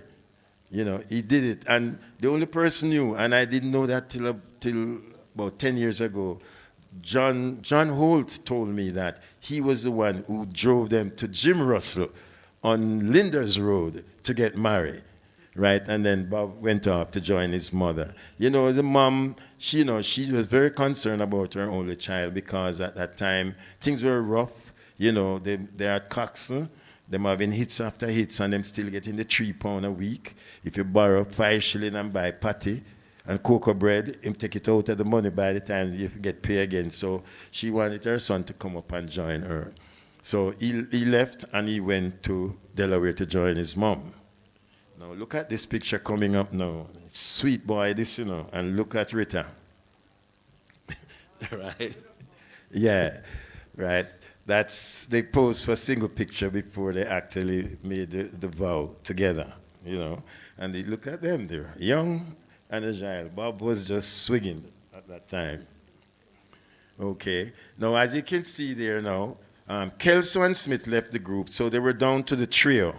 And as I said before, you can see there that their first album, this is all the songs that were on that first album. This is the list of songs, right?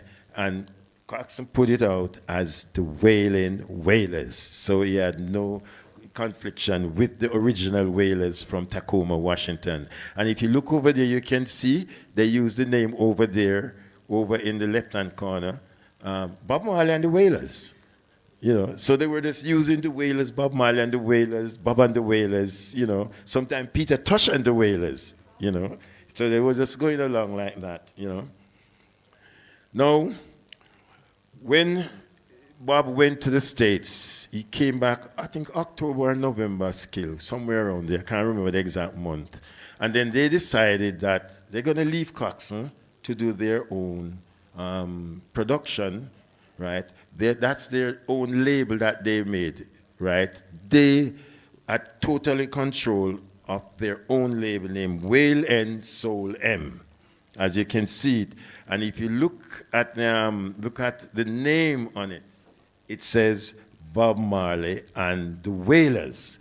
So they've been using Bob Marley and the Wailers, even on their own label, right? And I'm saying that and put emphasis on it because I'm coming to something later on that people always say that is somebody that's break up the group and call them that. But they've been using it even on their own label, as you can see for yourself, right? Now, these two gentlemen are very important in the career of the Wailers because the left one on the left is Danny Sims and the next guy is Johnny Nash. Now, there's a story about these two gentlemen, how they ended up in Jamaica. You know, I happened to work a lot with Danny after Bob's passing, and that's when I learned a lot of things. They produced a song named Burn Baby Burn, and the gangsters in Chicago was using that song to do a lot of things, burn people places down.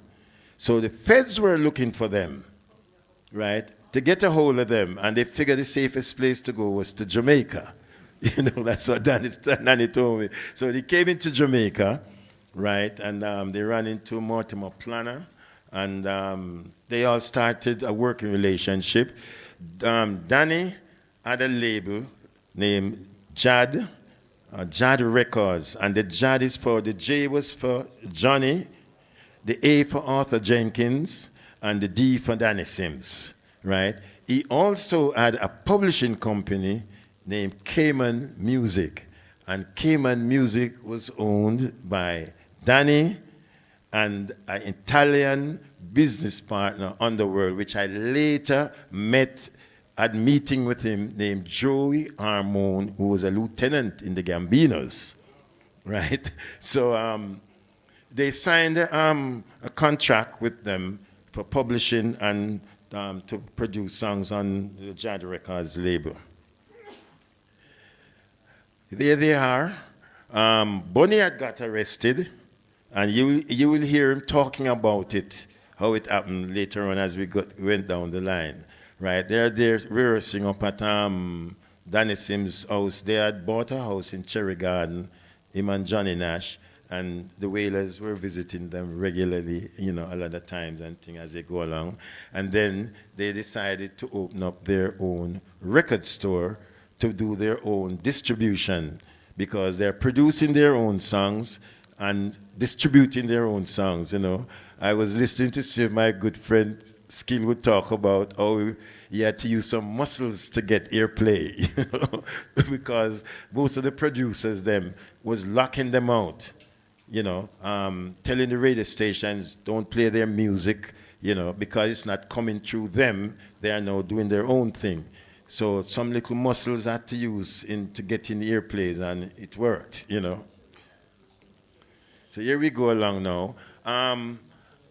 They decided that they're going to develop a working relationship with Lee Scratch Perry, right? Lee Scratch Perry is known as the Upsetters at that time. So after doing their own thing, they decided to test the water with him. And they came up with these two albums, Soul Revolution Part 2 and Soul Rebels. That's Lee Scratch Perry on the left there, back in those days. And this is he just before, in his latter days, you know, when he was dressing in some way out unique stuff. Now, during the time working with Scratch, they were able to meet up with the Upsetters. They were the hippie boys first, you know, right? And then working with Scratch label was called the Upsetters, right? So they work with them, and as you can see, they're standing on the left is Family Man. On the drum is his brother Carly. On the guitar is Reggie, right? And on the keyboard was a guy named Glenn Adams from New York. And they were the original hippie boys who were working with the Wailers, doing all of the production that Scratch was doing. Now that's Bob, when he came back from England and he saw the record store, you know, the boys prepared and opened this new record store for them at King Street. And that was a famous record store that so many things happened down there, you know. But I first learned that they had they were distributing from Greenwich Park Road first, where Rita and them lived. Then they went to Crescent Road, then they went to 100 Orange Street, and then ended up at 127 King Street at the corner of Beeston Street. There you can see them outside the record store. I'm sure you recognize on the left picture, Don Toppin on the left, Bob in the middle, Peter in the back in the red hat, and Bunny on the right-hand side and on this side. And the picture on the right is a famous picture which was taken by a Ras named Oja Smith. And that picture has done so many things around the world. I was going through my archives, and I found a copy of that picture that Peter gave me to keep.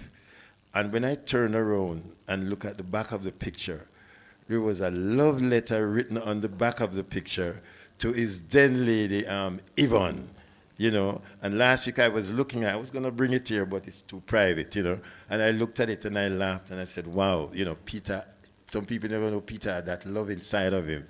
He used some words there that, my gosh, it was out of this world. So that picture is a very famous picture that has transcended around the world. Now, in 1971 now, right, the Wailers decided to record an album for Beverly's Records, right? Now, everybody must know Beverly's Records was a famous record store. They had an ice cream parlor at North Street and Orange Street. And they decided to do an album for him. And what had happened now, when they finished the album, Leslie Kong wanted to call the album The Best Of, right? And Bonnie said to him, you can't say the best of when the best is yet to come, because we're still young. So all you're going to say is the best of. And he said, if you put out that album and call it the best of, judgment is going to reach you. And he decided to put out the album, and then later on he got a heart attack and died.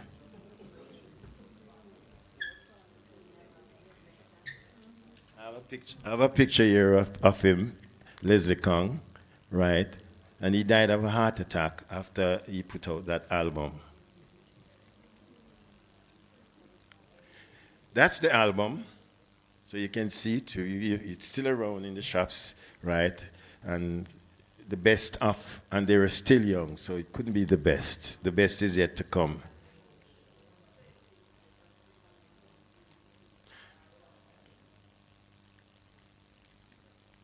Oh God, what's that? No, this thing's stuck.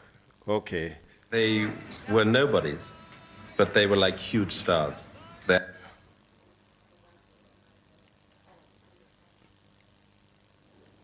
Okay, we go back to there. Now we're going to move on now.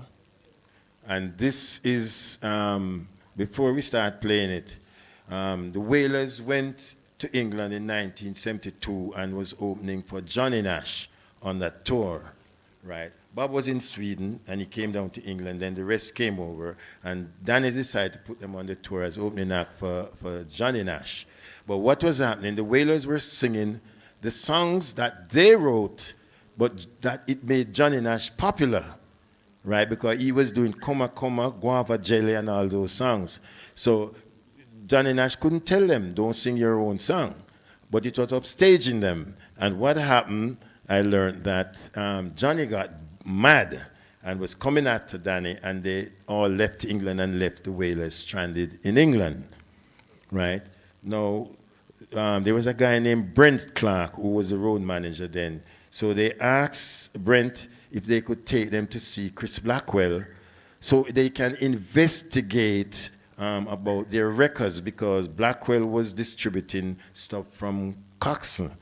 And they weren't getting no report of what's happening overseas, just in Jamaica. So they went over to meet Chris to get an update about what's happening with their stuff with Coxsone. And this is what happened. Let's play that tape. Nobodies, but they were like huge stars. Their attitude and the vibe they gave off. And we met, and I really took to them. I took to them this attitude that they had, and it could be conceived, I guess, to be very aggressive or very negative, but I didn't really see it as that. I saw them, they were like real sort of rebels, They were prepared they were ready to work, but they wanted to do everything pretty much on their own terms, And so I made a deal with them, which in a sense was risky, which was to contract with them to give them some money to go off and make a record. And everybody said, "Oh, well, you never hear a record, and you never see the money again, and that'll be that," because they had a bad reputation. And a few months later, I went down to Jamaica, and I rang them up, and wondering if I was going to hear anything, if there was going to be anything for me to hear. And they came around, picked me up at the hotel, and played me "Catch a Fire." And I know enough about recording to know that £4,000 was in that record. It wasn't working as it was with the three of them. One didn't want to leave Jamaica at all, who was Bunny. He never wanted to leave Jamaica, wanted to stay there. Peter Tosh did want to tour, didn't want to tour, did want to tour, didn't want to tour. It's very difficult to work with a band on that basis. It's tough to work with a band on that basis if they're in the same town as you are. If they're 4,000 miles away, it's impossible. And then change the name of it to Bob Marley and the Wailers. The first two albums were in the name of the Wailers, and then after that it was Bob Marley and the Wailers. Well, he was a real leader, a real folk leader in the real sense. He was really that, He never changed from that. He never essentially changed as a person at all. He was the same person all the time, essentially. When he got his fancy car, BMW, you know, which he said was rightfully his. It stood for Bob Marley and the Wailers. We have to get to this part, back to the meat. Now, Blackwell, as he said, he visited Jamaica, right? He visited Jamaica and he called them up to go and hear what they had. And he was very impressed when he heard what they played him.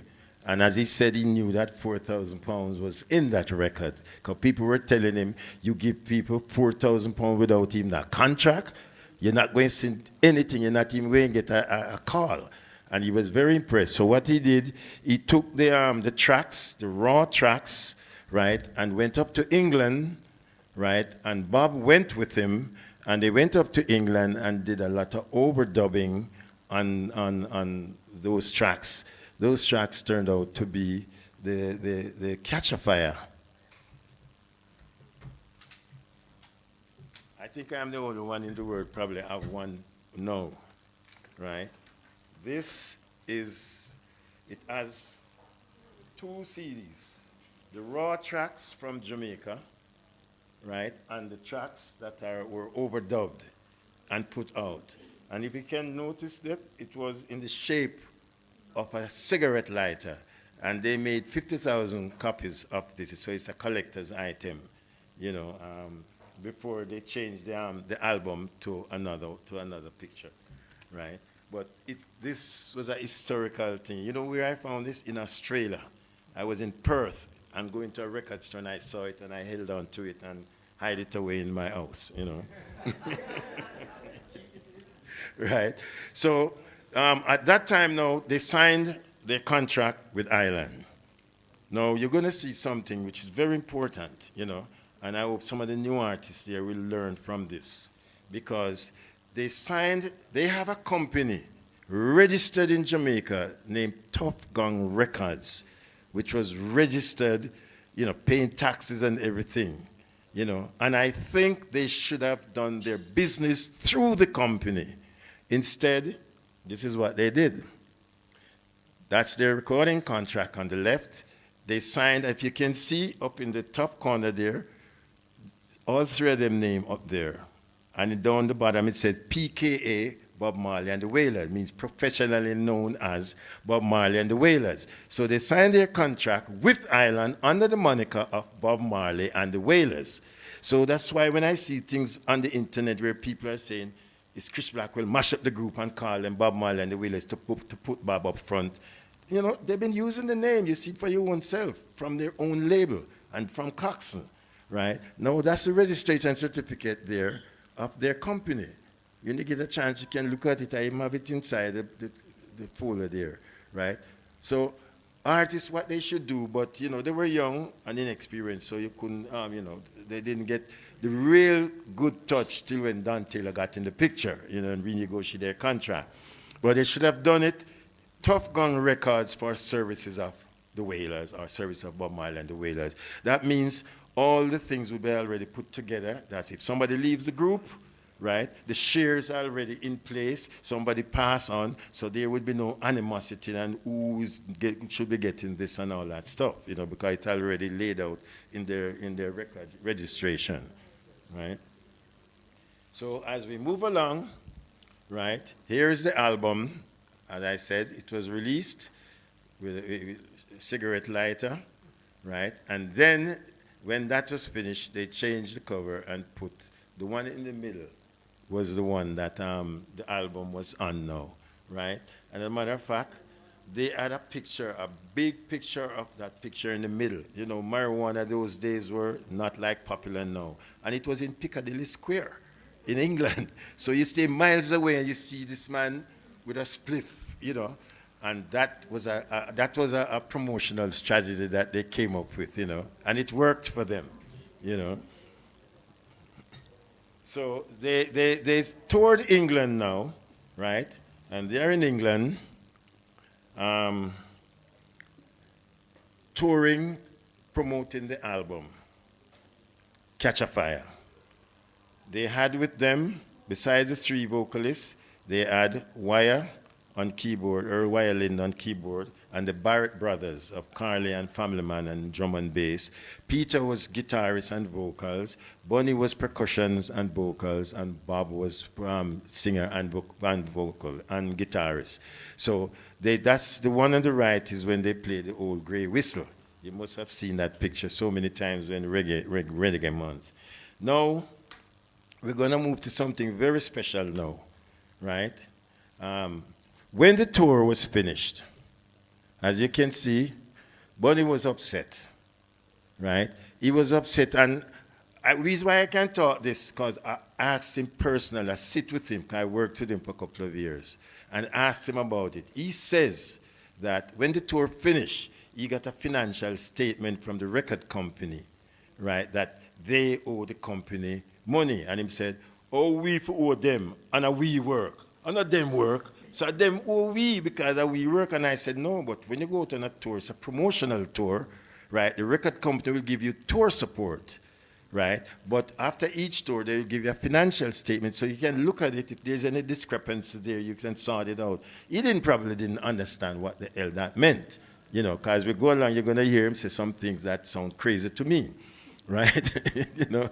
So when he said they shouldn't, he was wondering why they owe the record company. They didn't understand tour support, right? Now this talk about playing in freak clubs is so stupid to me, you know, because what is freak? You know, I don't know what is freak, you know. He says that the Wailers, the first time they went to the States, 1970, they played at the Grand Concourse Ballroom, right, at 149th Street and Grand Concourse. It was them and John Holt. After that, this time would be their second time. Bunny has never, and they played Bronx and 2 shows in Brooklyn and came home back. So when this thing about free clubs, and Bunny said he's not going to America to play no free clubs, I didn't know what he meant by that. One at a time he said to me, how can they call a club Bottom Line?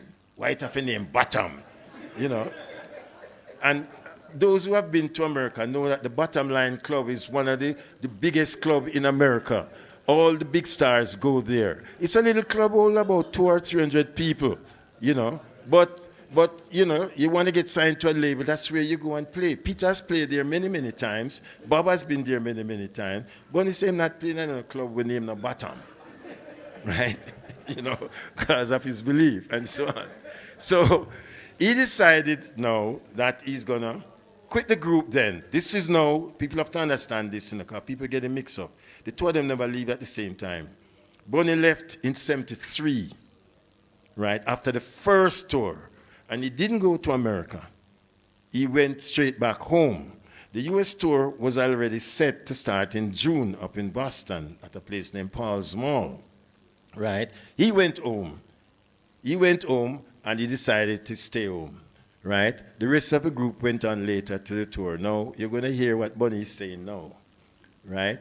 Can you put it to 23? And listen carefully. And now our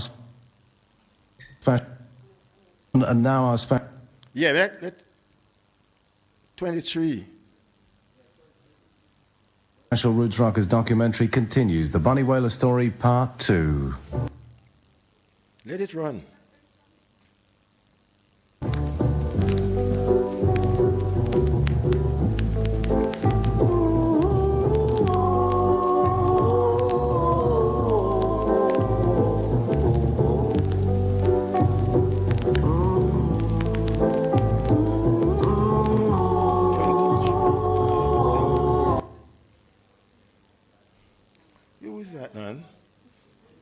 And now our special. Jesus Christ, that's how I want to do it myself, you know. I did say it, you know, so let me do it myself. Yeah, you know, but that was the people's view anyhow. You couldn't stop them from dealing with that, you know. What?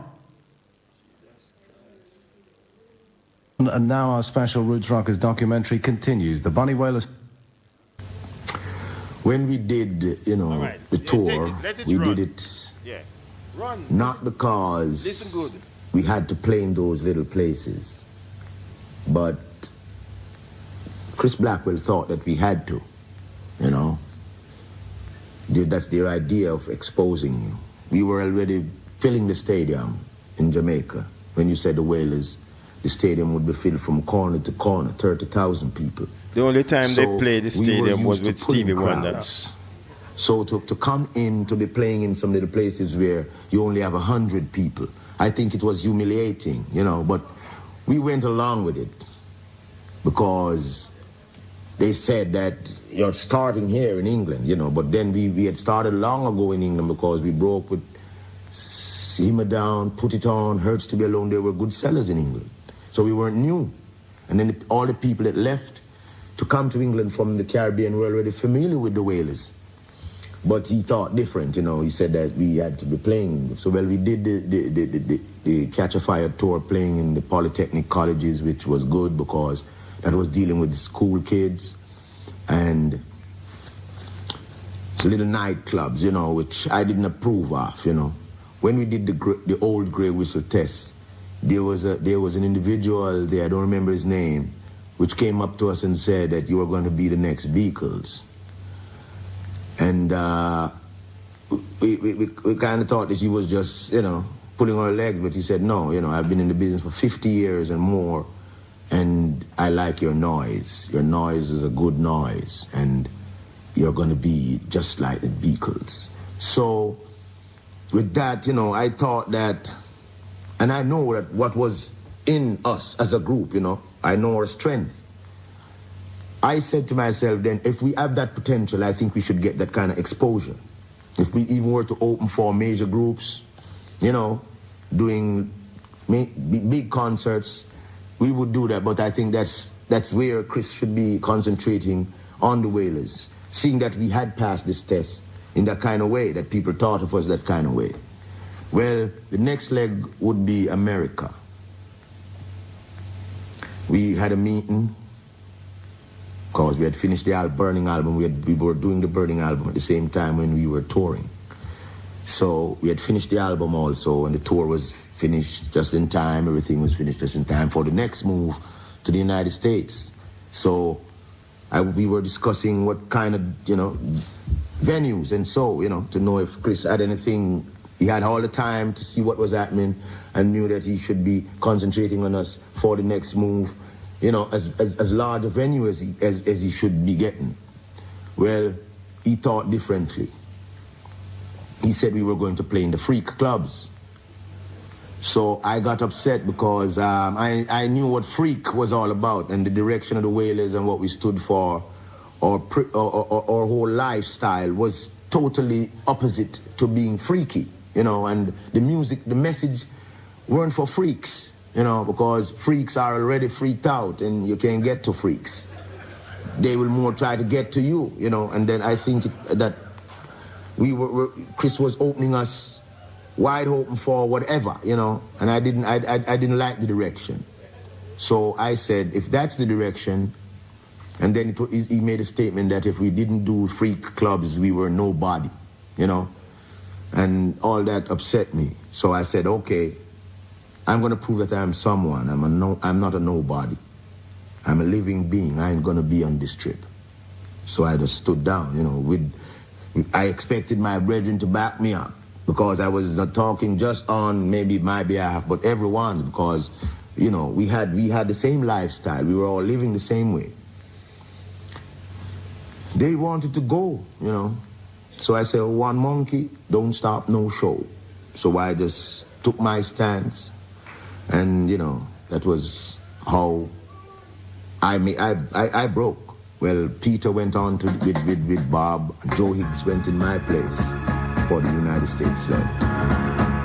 Get up, you black Yankees. Don't be no power boss monkey. Okay, you can stop that down. Okay, you hear it for yourself now. He's arguing about he wants to play in stadium with 30,000 people, and he can't put 100 people in a club. So you're going to put 100 people in a stadium? That looks stupid, you know. You have to build. You don't go into a big hall when you're a new group.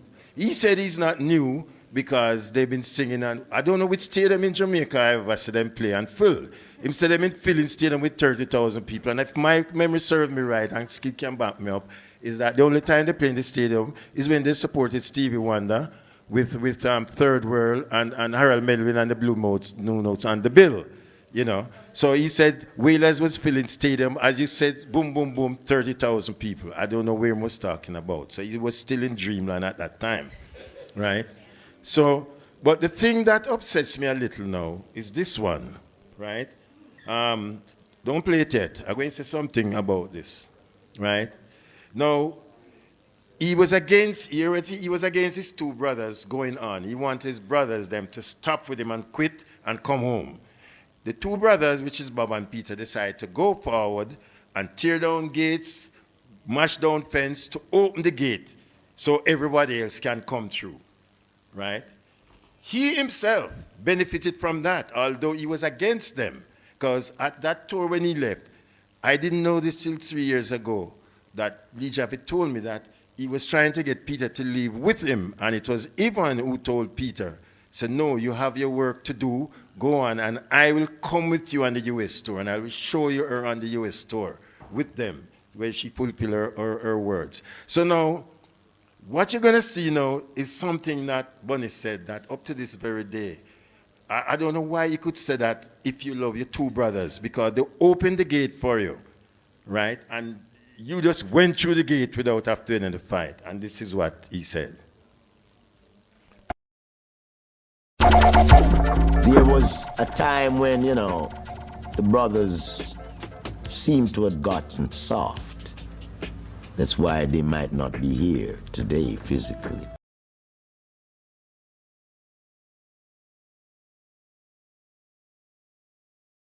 Open the gates for everybody else to come through. You go and say a thing like that, well, my two brothers gotten soft. That's why they're not here physically. You know, to say a word like that, you know, read between the lines. What I don't know what was in his head. He must have smoked a big head split for carrying it in a different way. Because you can't say that about your brethren them. You know, say something else, but don't say that, you know, them get soft. That's why they're not here physically. Him not here physically, so him get soft now. You know, it's just a stupid thing that, you know what I mean? And I didn't like that statement. Anyway, they went on to the US. They went on to the US, right? And as you can see here, it's just Peter and Bob on the vocals, right? Bonnie went home and went to Portland. So it's Peter and Bob alone on vocals, along with the Barrett brothers and Wire.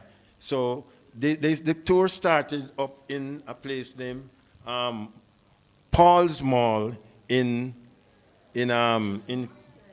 Boston. Now, look at the groups that are playing there. This is no free club now, you know. When I'm saying not going, you know, right? Look at the groups that are playing there. Grover Washington, right? That's a big artist, right?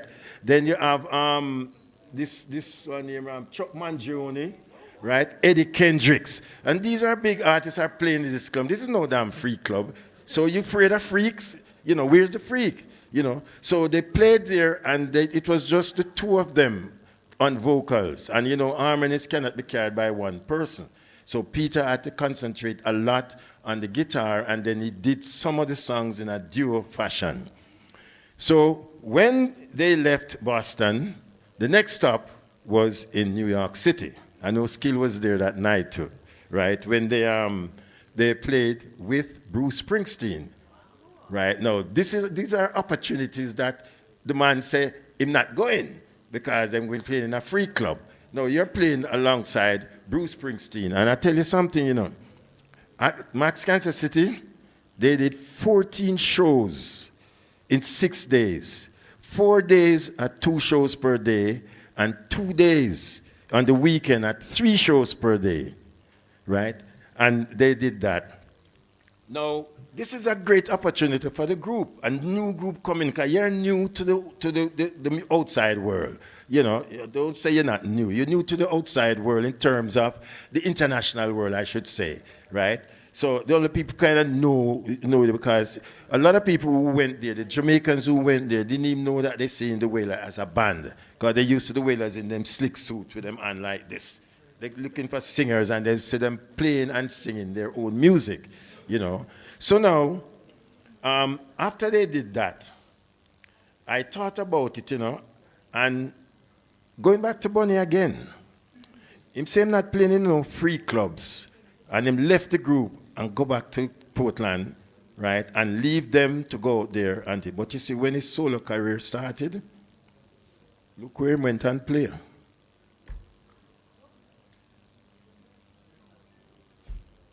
He went to 42nd Street, right? 42nd Street on the west side, right? That's him on the left-hand side there. See him playing, see him there? Playing in BB Kings on 42nd Street. So if you go and describe, and take yourself out of a group where you spend years and bill, and you're calling that, who's that? That's the mayor. The mayor, de Blasio, he was married to a Barbadian. And she loved reggae, and she forced the mayor to come there. And I took the mayor backstage to introduce him to Bunny. Now, okay, they move on. So, he just says some things that I don't think him responsible for what I'm saying. Anyway, they moved on, and this is what it is now. Joe Higgs. You can see Joe Higgs second from left beside Bob. Right, Joe Higgs, who was their tutor, who taught them harmony structures and groomed them, he was flown in to fill the spot for Bunny. There was hope that Bunny would come back, so Joe Higgs came in and filled. But Bunny and Peter have a harmony thing with them, nobody can replace that, But they went on and they started to continue the journey. Now, the next step now is touring with a big name group. Now, you can look at this now, right? They are going to be touring with Sly and the Family Stone. Now, I don't know, Sly and the Family Stone was one of the biggest funk group back in those days. They have so many top 10 hits. Some of their hits there, The Family Affair, Myself, I want to take you higher, dance to the music, everyday people, right? And they are touring with Sly and the Family Stone, playing no free clubs. You can see it's gymnasium in colleges that they're playing, right? Now, they started in Florida and worked their way up. And then when they got to Las Vegas, right, Sly and the Family Stone felt that they were too big a group to have this little amateur group.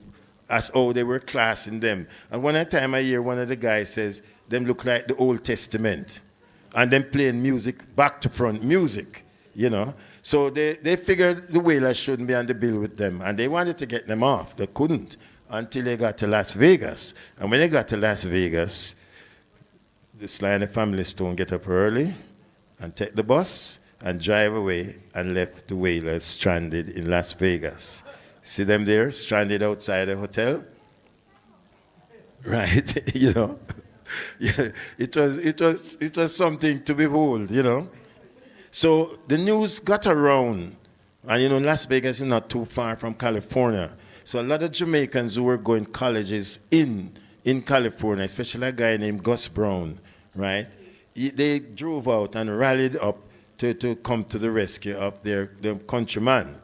So what happened is that they went to a club owner, the club named The Metric, right? That books group, and talked to the guy and telling them that, this is a group from Jamaica. The guy said, I've never heard of them yet. He said, they are the ones who wrote the song, I Shot the Sheriff, because that song was so popular because Eric Clapton did a cover version of it. So that was the only song the man could align himself with these Jamaican boys.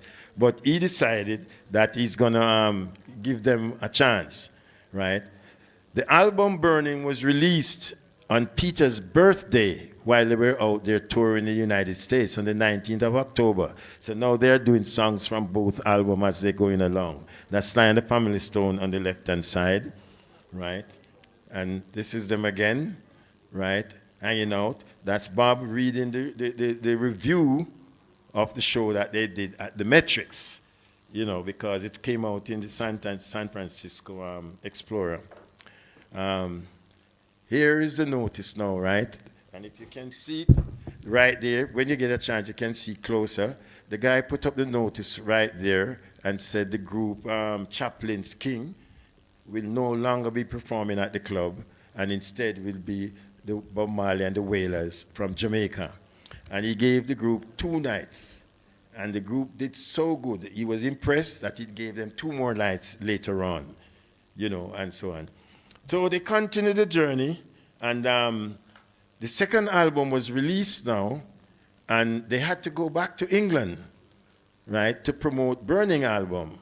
But Joe Higgs didn't go with them. Joe Higgs went home. So they headed to England with just the 2 vocalists, right, Bob and Peter and the Barrett brothers and Wire. Right? You can see just the writing talking about that. They went back and all that stuff. And this now is the notice that was put up. Peter had gotten sick. He had caught pneumonia. So a big chunk of the tour was cancelled because Bob alone could not do it. You know, it wouldn't be a good representation. So a lot of the dates were cancelled. They put up this notice over there. And then I think the last couple of weeks, right, they rallied together to just continue the tour, right? And when they were finished now, at that point, Peter decided to leave the group now. And Wire decided to leave the group too. Wire went and joined Taj Mahal band, right? So Bob was only left with just the Barrett brothers, right, to carry on the work. Now, during that time, you know, he said he's going forward. He's not going to turn back.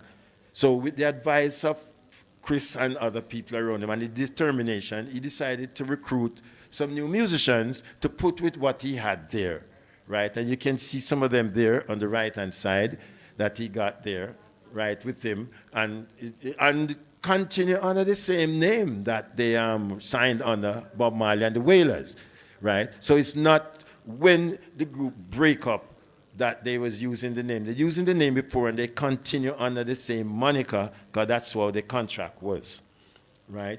So yeah, that's the writing. I tell you everything about it. Then when they came back to Jamaica, they decided to get together to do some charity shows. Skill spoke about it earlier on. The first one was with Marvin Gaye. Right, they did 2 shows on May 21st and May 31st, one in Carib Theatre and one at the National Arena. Here's a picture of them performing there. And they had the I-Trees with them at that time. So the original trio came back together along with the musicians that Bob had just hired to work with him. And some people don't know that Tota Harvey was the first keyboard man that came in after Wire left, and he jumped in and he worked on some of these shows with them as they go along, right? Now, they did 2 more benefit shows, one with Stevie Wonder, with Jackson 5, and one with Stevie Wonder. And I'm going to just show you the pictures so we don't spend no time. That's them with the Jackson 5 up at 56 Oak Road.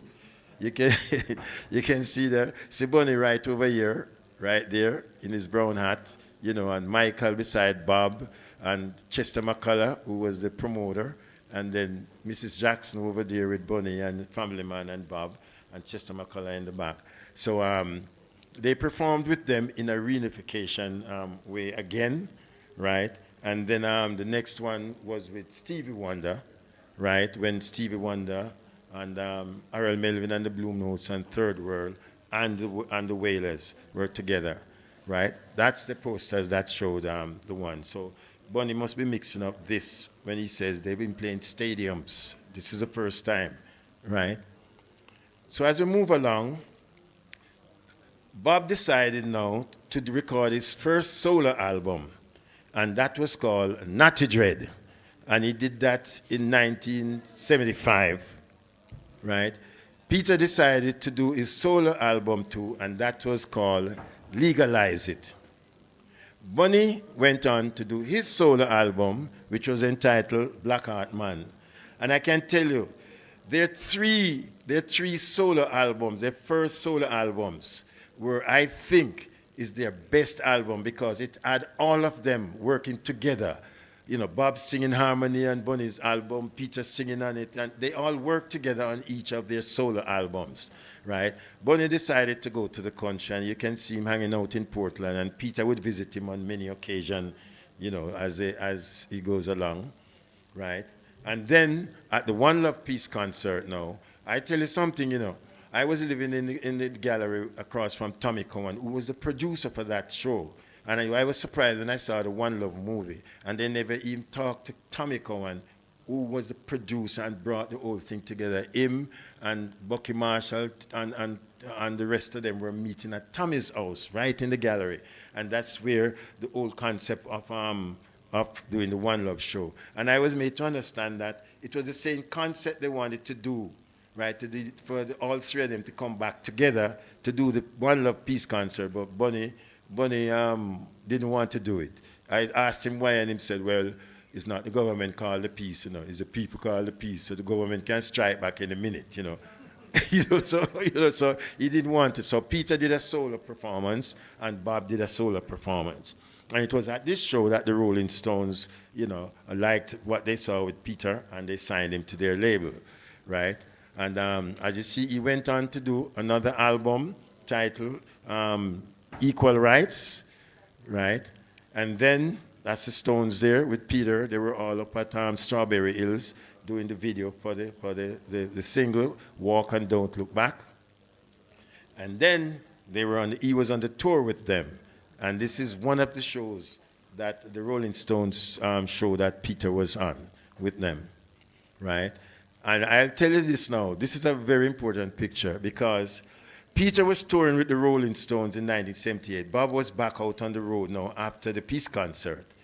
And they happened to be in the same city at the same time, but Peter had a day off, right? And Bob was playing at Burbank. And we all decided to go down to the show. Peter was kind of reluctant, but he said, let's go down and take in Bob's show. So while they were standing on the side there, and Bob was singing, when Bob got to get up, stand up, remember now, Peter and Bunny, Peter and Bob wrote that song. And Peter has a verse in it that he sang himself.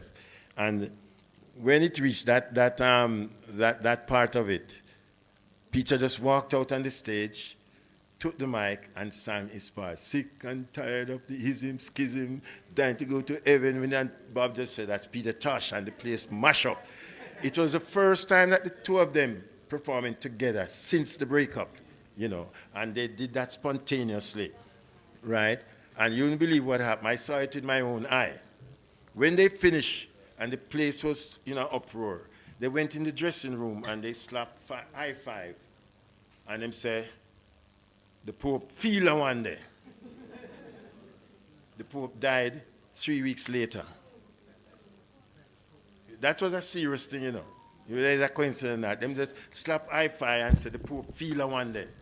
Because they did so great. And then the Pope Paul died 3 weeks later, August 6th. Now, he came back to Jamaica and was finishing up his album, The Bush Doctor, for the Rolling Stones label. And then he was out at halfway through with a spliff in his hand, waiting for Sly and Robbie to join him to go into the studio. A man in a plain clothes came up to him and grabbed him spliff from him. And Peter said, grab back him spliff. The man didn't identify himself or anything, you know. So Peter said, grab back him spliff, and the man grabbed back him spliff, and then the man went away and came back with some more people in plain clothes. And that's when he realized they were police, but they didn't identify themselves. So they were trying to drape him up and manhandle him. And, you know, Peter knew him, have him karate move. And Peter told me bluntly, said, one of the police took out his gun and held it like this and to ram it in his head. And he got out of the way and it tear off the other policeman's face. So they decided now to carry him down to Halfway Tree, right? He walked with them down to Halfway Tree, you know, from where the record store used to there, Halfway Tree there, and just go around the corner to the police station. So when he got to Halfway Tree police station, the officer on duty looked at the corporal with the blood and said, Corporal Brown, oh, you cover with blood, sir? And he said, no, the dread mash me down. And Peter said they just took him in a room. And they beat him Them say them take chair, table, anything they could find. Him say one at a time him try to go through the window, because you know him slim. And him say half everybody went through and them use a chair and lick him cross him back and it bring him right back. And because his head was busted, you know, he had to drop on the ground, fake like he's dead and turn his head to the wall, because he said he couldn't take. He got over 30-something stitches in his head and his hand was broken. And then they just pulled him and threw him in the cell. And he said about 15 other people were in the cell, and when they realized this is a great Peter Tosh, he said they take all their coffee and tea and bathe all the blood off of him and something like that and so on. So, but he knew, he told me that somebody pinched him and told him from he made that speech at the One Love, where he addressed the Prime Minister and the leader of the opposition in a serious manner. I stood there and I watched it, you know, and I tell you, I've never seen, if somebody, I thought the cops were going to come and grab him. But if they did, it would have been a riot because the people was behind him in everything. He held back some of the words he wanted to say. He didn't want to curse in the word. He was saying bongo clippings and Rasta Castle. But when him get to a part where him say every time going to jail, appear poor people, him say Tarasclat. And him just come out with it, you know. And then him just let it off and thing. And, you know, he told me that somebody in the security force told him that his name is on the list for them to discipline. So it looked like they used that opportunity, you know, and, you know, he was brutally beat. And it's so funny, you know, he didn't get back well 100%. And he went on the tour. He went in Europe to promote the album, the Bush Doctor album, right? See there, not long after he left for Europe to promote the album, you know, with his head bandaged up, but he went out because he was a soldier and he wanted to fight, to go to fight, right? Now he did 3 albums for the Rolling Stone Records, right? He did the Bush Doctor, Mystic Man, and the last one was Wanted, Dread and Alive. And I am honored and privileged that I kept the tour jacket. Here it is from that tour. This is from 1981.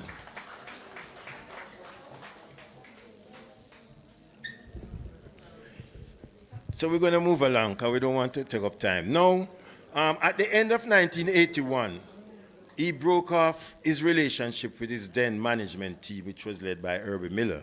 They had some differences. I don't know what it was. I wasn't part of management then. I was just a road manager, and I was jumping from Peter Tosh to Jimmy Cliff to Blackie Road. That's how I was moving around, because I was in demand from one tour to the other. So while I was in Cuba, Danny Sims came over to Cuba, and he said to me, just had a meeting with Peter Tosh, right? And they decided to renew their working relationship, right? And he said he took over Jimmy Cliff's contract too, right? And I was the road manager for Jimmy Cliff, so we just decided to form a team of us with himself, Janet Davidson, and myself, and that was the management team handling both Jimmy Cliff and Peter Tosh.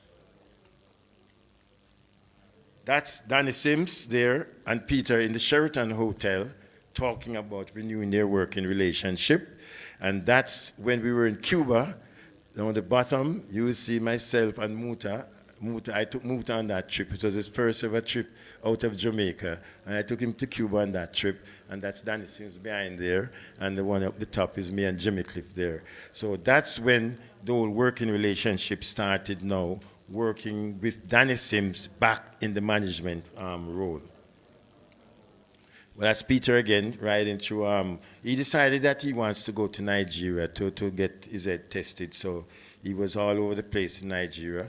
The picture on the left, we were in a craft market, and he spent over $2,000 buying all kind of artifacts, African artifacts, because Peter loved them, right? And the guy on the right is Sonny Okeson, who we stayed with. You know, we were his guest. He's a great singer in Nigeria, right?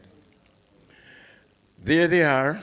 On the left, we were outside the police station because an incident happened, and we ended up at a police station in Lagos, you know, and I had to let Peter stay outside, and I go in and solve the problem because the soldiers and police was beating up the driver because he had Peter unicycle on the back seat, and he's saying you're not supposed to carry luggage on the back seat, and he was giving the guy some real beating. So we ended up in the police station, and so I let Peter stay outside while I stayed inside and solved the problem. And that's Peter over there, right, at Fella's house. You know, Fella had 37 wives when we were there, right? And that's some of his wives right there. And that's me with fella there, Fela Kuti, right? As we're going along, right?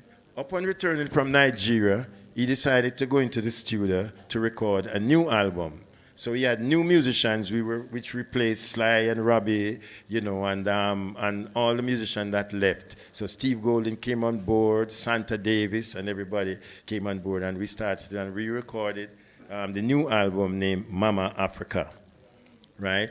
Now, there was a song that was brought to the studio named Johnny Be Good, and that was brought to the studio by Donald Kinsey, which is Peter's guitarist, and the producer, Chris Kimsey, right? And what happened is that we laid the rhythm, and Peter was about to voice the song, and Bunny walked into the studio and said he's not voicing the song, right? He's not voicing the song. I said, why? He said, Peter didn't write it, and he's not going to get no money from the royalties, so I'm not voicing it. He had this kind of power over Peter, you know, and Peter would listen to him for a lot of stuff. I was upset because I said he had no business in Peter's business, you know. But what happened now is that Bunny ran out of herb, and he wanted to get some herb. So he take off to go look some herb. And while him gone, I said to Peter, Peter, when you're cooking soup, you cut up the food, cut up the seasoning to it, and you simmer it down, and you taste it, and finish. Make we just finish the song, and when it's done, if you don't like it, then you don't have to put it on the album. And he said, all right, I'm just going to do it in a one cut, you know, in a do-over. I said, okay. So with this Obama, we went inside the studio. When Peter looked at the lyrics, you know what the original lyrics was said? Deep down in Louisiana, close to New Orleans. And him caused 2 BC and said me wanting to promote New Orleans. So I had to, right on the spot, I had to take out New Orleans and put in Jamaica. Because even though the song said deep down in Jamaica, close to Mandeville. Right, because that song was written by Chuck Berry, and you're supposed to get authorization before you make an alteration. But we had the opportunity to do it, so we do it from the back to come up, right? And then there's another part in the song that said, Mama said, son, you got to be a man, you got to be the leader of a rock and roll band. And him stopped the tape this again.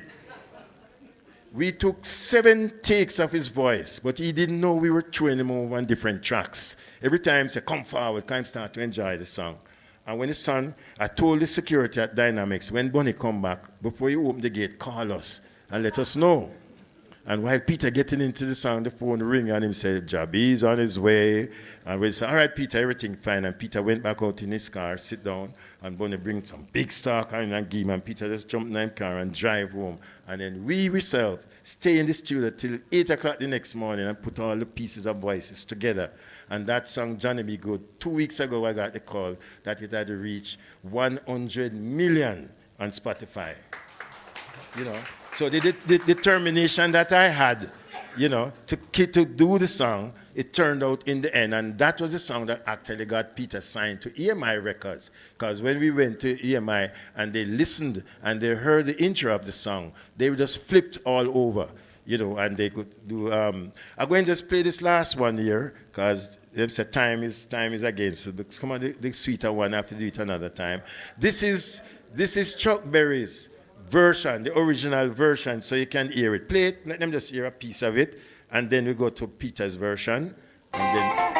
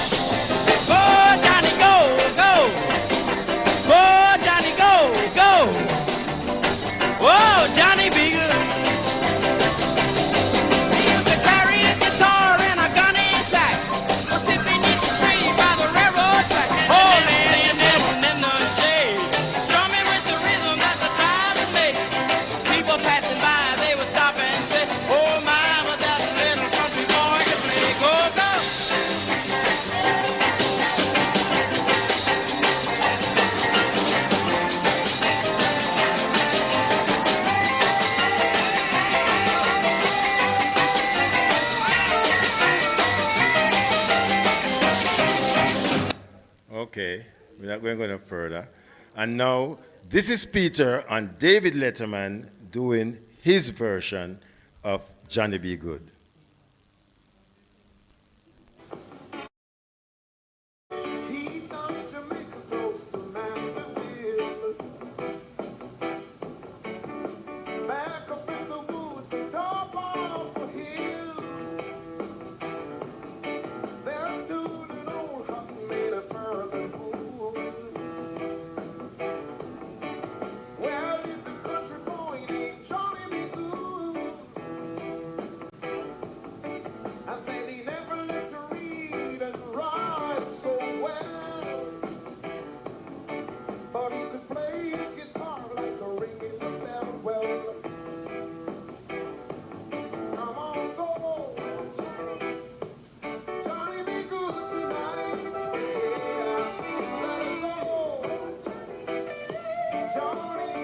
Of Peter's version, who just passed 100 million. I have to pat myself on the back to stand up to Bunny and say, you're not going to stop this, and it worked. No, I'm going to have to pause here, right, because it's kind of getting late and I think they have some question and answers to come up. So I leave the rest for another time, but some sweet ones are coming, but we'll have to do it another time.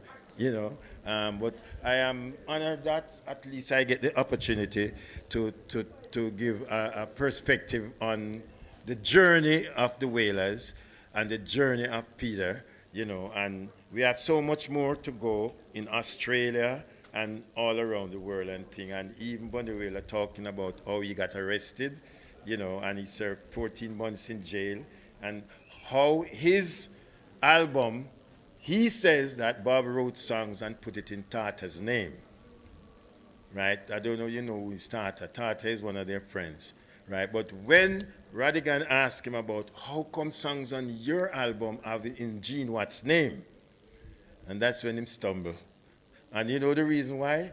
Because they had a publishing contract with Cayman Music. So you put the songs them in a somebody name, the publisher don't get the money.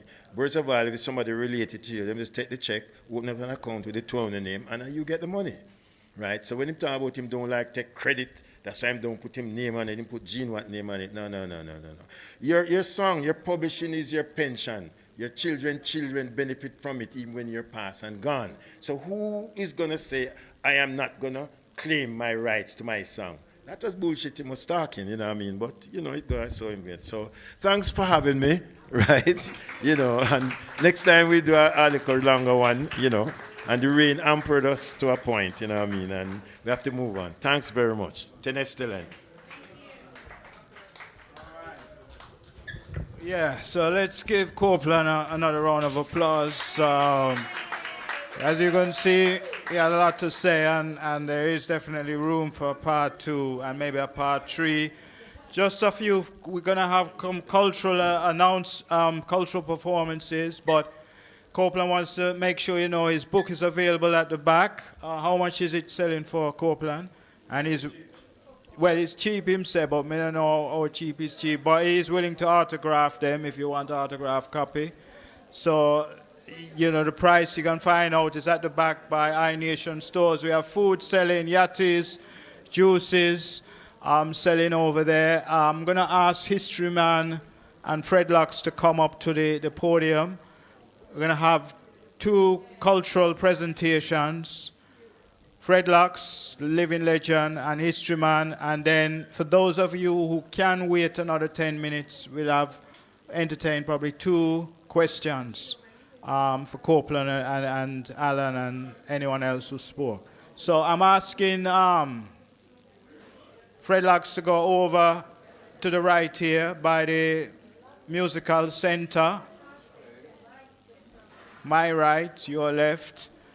And you can see, though, that how nuanced the history is of the Wailers and the nuances of the solo careers of Bob Marley, Peter Tosh, and Bunny Wailer. A lot of nuances and a lot of reggae history there.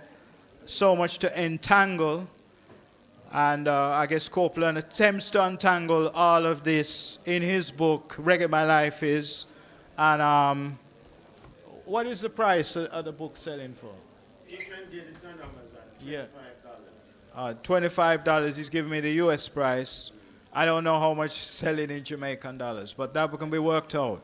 So music, Mr. Music, you have the track lineup for living legend Fred Lux and also History Man with a biographical song on Peter, which I think needs to go on a major label, but that's something else we can talk about. Mr. Music? Yes. Hold on, let me have to say something. All right. I want to say something. I can say something? Yeah, man. Hold on there. Turn the music down. You know, some should I get my doctorate because I have a lot of patients. So anyhow, 2 Rastaman upon them. So I'm stay here. Jack call upon the Rastaman to live up strong, oh yeah. I said it won't be long now. I must forward, oh yeah. Hear this. Soldier say, Rasta don't work for no CIA. Just sent us here to show the way. Oh yeah, Rasta don't work for no politician. True Rasta man is a good and upright man. So we will live, yes we will live forevermore through the mercies we'll endure. So just say, according to your works, you will get paid. So try to live in an upright way. Tell the people what you say. Oh yeah. Hey, next rhythm. How you feeling? Hey, you know Peter Tosh was a lover, right? Want to touch a Dennis Brown for them, you know. Whoa, yeah, now. Whoa. Here it is. Honey, you gave new meaning to my life. You'll forever be here with me. Inseparable we are. I'm ecstatic, excited of our newly found love. Right here in my heart you will always stay. Ooh yeah, inseparable we are. Whoa, whoa, whoa, whoa, whoa. You are the sunshine of my life. So much excitement when you are around. There's so much about you that words cannot say.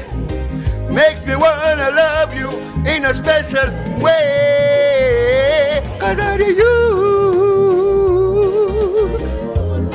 you gave new meaning to my life. You'll forever be here with me, cause inseparable we are. Next track, you know, with a touch and go. How you feeling? You know, somebody under the flu, but me have to come through in the venue. Hear this? We must have to sing this. Why?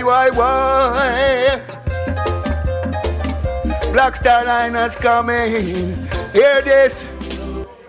7 miles of Black Star liners coming in the harbor. 7 miles of the blacks. Pull up. We don't come again. How you feeling, my people? I feel like a Peter Tosh tonight. Because we're revolutionists now, you know that. Black Star liners coming. Why, whoa. Tell them again, not different. 7 miles of Black Star liners coming in the harbor. 7 miles of Black Star liners coming in the harbor. I can see them coming. I can see hydrants running. I can hear the elders saying, these are the days for which we've been praying. I'm saying, 7 miles of Black Star liners coming in the harbor. 7 miles of Black Star liners coming in the harbor. Yeah, what? Cause it's repatriation, a black liberation. I say the time has come, black man, we're going home. Cause 7 miles of Black Star liners coming in the harbor. 7 miles of Black Star liners coming in the harbor.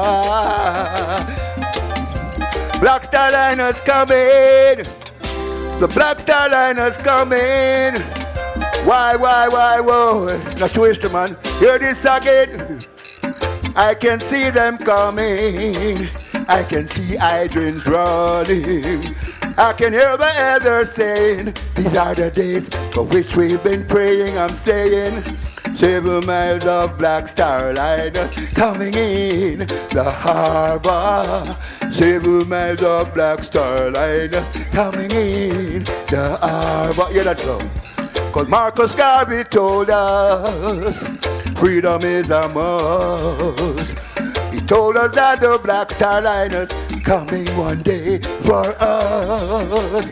7 miles of Black Star line. Ghana, love you like that. But soon come home. The Black Star liners coming. Coming home. Black Star liners coming. We got to leave the West before it perish. You hear the message long time enough. Rasta tell them long time. We tell them long time. Whoa, history man. Come give them the history. It's no mystery. Don't know you. Suck it. Yes, always ready. Yeah. Yeah, man. Pull up that. History man. You know, this is one of the real chronologists, archaeologists, anthropologists, the informative history man. I'm a musicologist. I'm not a philanthropist, but what I did is out of pure philanthropy. Yeah, man, we are here to pay tribute to the great Peter Tosh himself, the only chronologist on earth. Drop it. Listen this. Dr. Barnett, big up yourself. Yeah, man, Mr. Skill Cool, large up in the man. Seen? Lorraine, big up. Tosh, Peter Tosh, Daddy Peter Tosh, the man say legalize the herb, the chalice of the light up. Peter Tosh, Daddy Peter, no Babylon, no like the man, so them beat him up.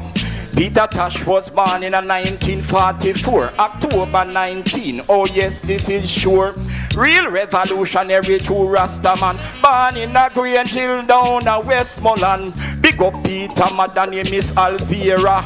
One son she have no must remember. James McIntosh, she name a Peter father. He was a Christian, used to be a preacher. As a little youth, him resident at the country. At the age of 15, moved to Kingston City. Him used to rest up monks one name auntie. Then turn the him no link up yet with Bob and Bunny. Peter Tosh used to live in a trench town area. Practice him guitar, him was a guitar player. Jamaican people no hear that one here. Peter Tosh used to be an apprentice tailor. Peter Tosh. The man say legalize the herb, the chalice. Let me hear you. Peter Tosh. Daddy Peter Tosh. One more time. Peter Tosh. Just legalize it. Listen again. 1962 link up with Bob and Bunny, and that's how the three of them start to part together. After that them link up with Joe X the teacher, Cherubin, Beverly, Kelso and Broadway together. 1963 them put the group together. How what them call them? The wailing wailer. Peter Tosh was the only instrument player, self-taught guitarist and a keyboard player. 1964 them get them first major hit. Simon Dung was the name and the title of it. 1974 when the group get split, Peter first solo album named Legalize It. Get up, stand up, a Peter Tosh write it. Stop that train, a Peter Tosh write it. 400 years a Peter Tosh write it. No sympathy, a Peter Tosh write it. Peter Tosh, Peter Tosh. The man say legalize the herb, the chalice of the light. Peter Tosh, Peter Tosh. Babylon no like the man.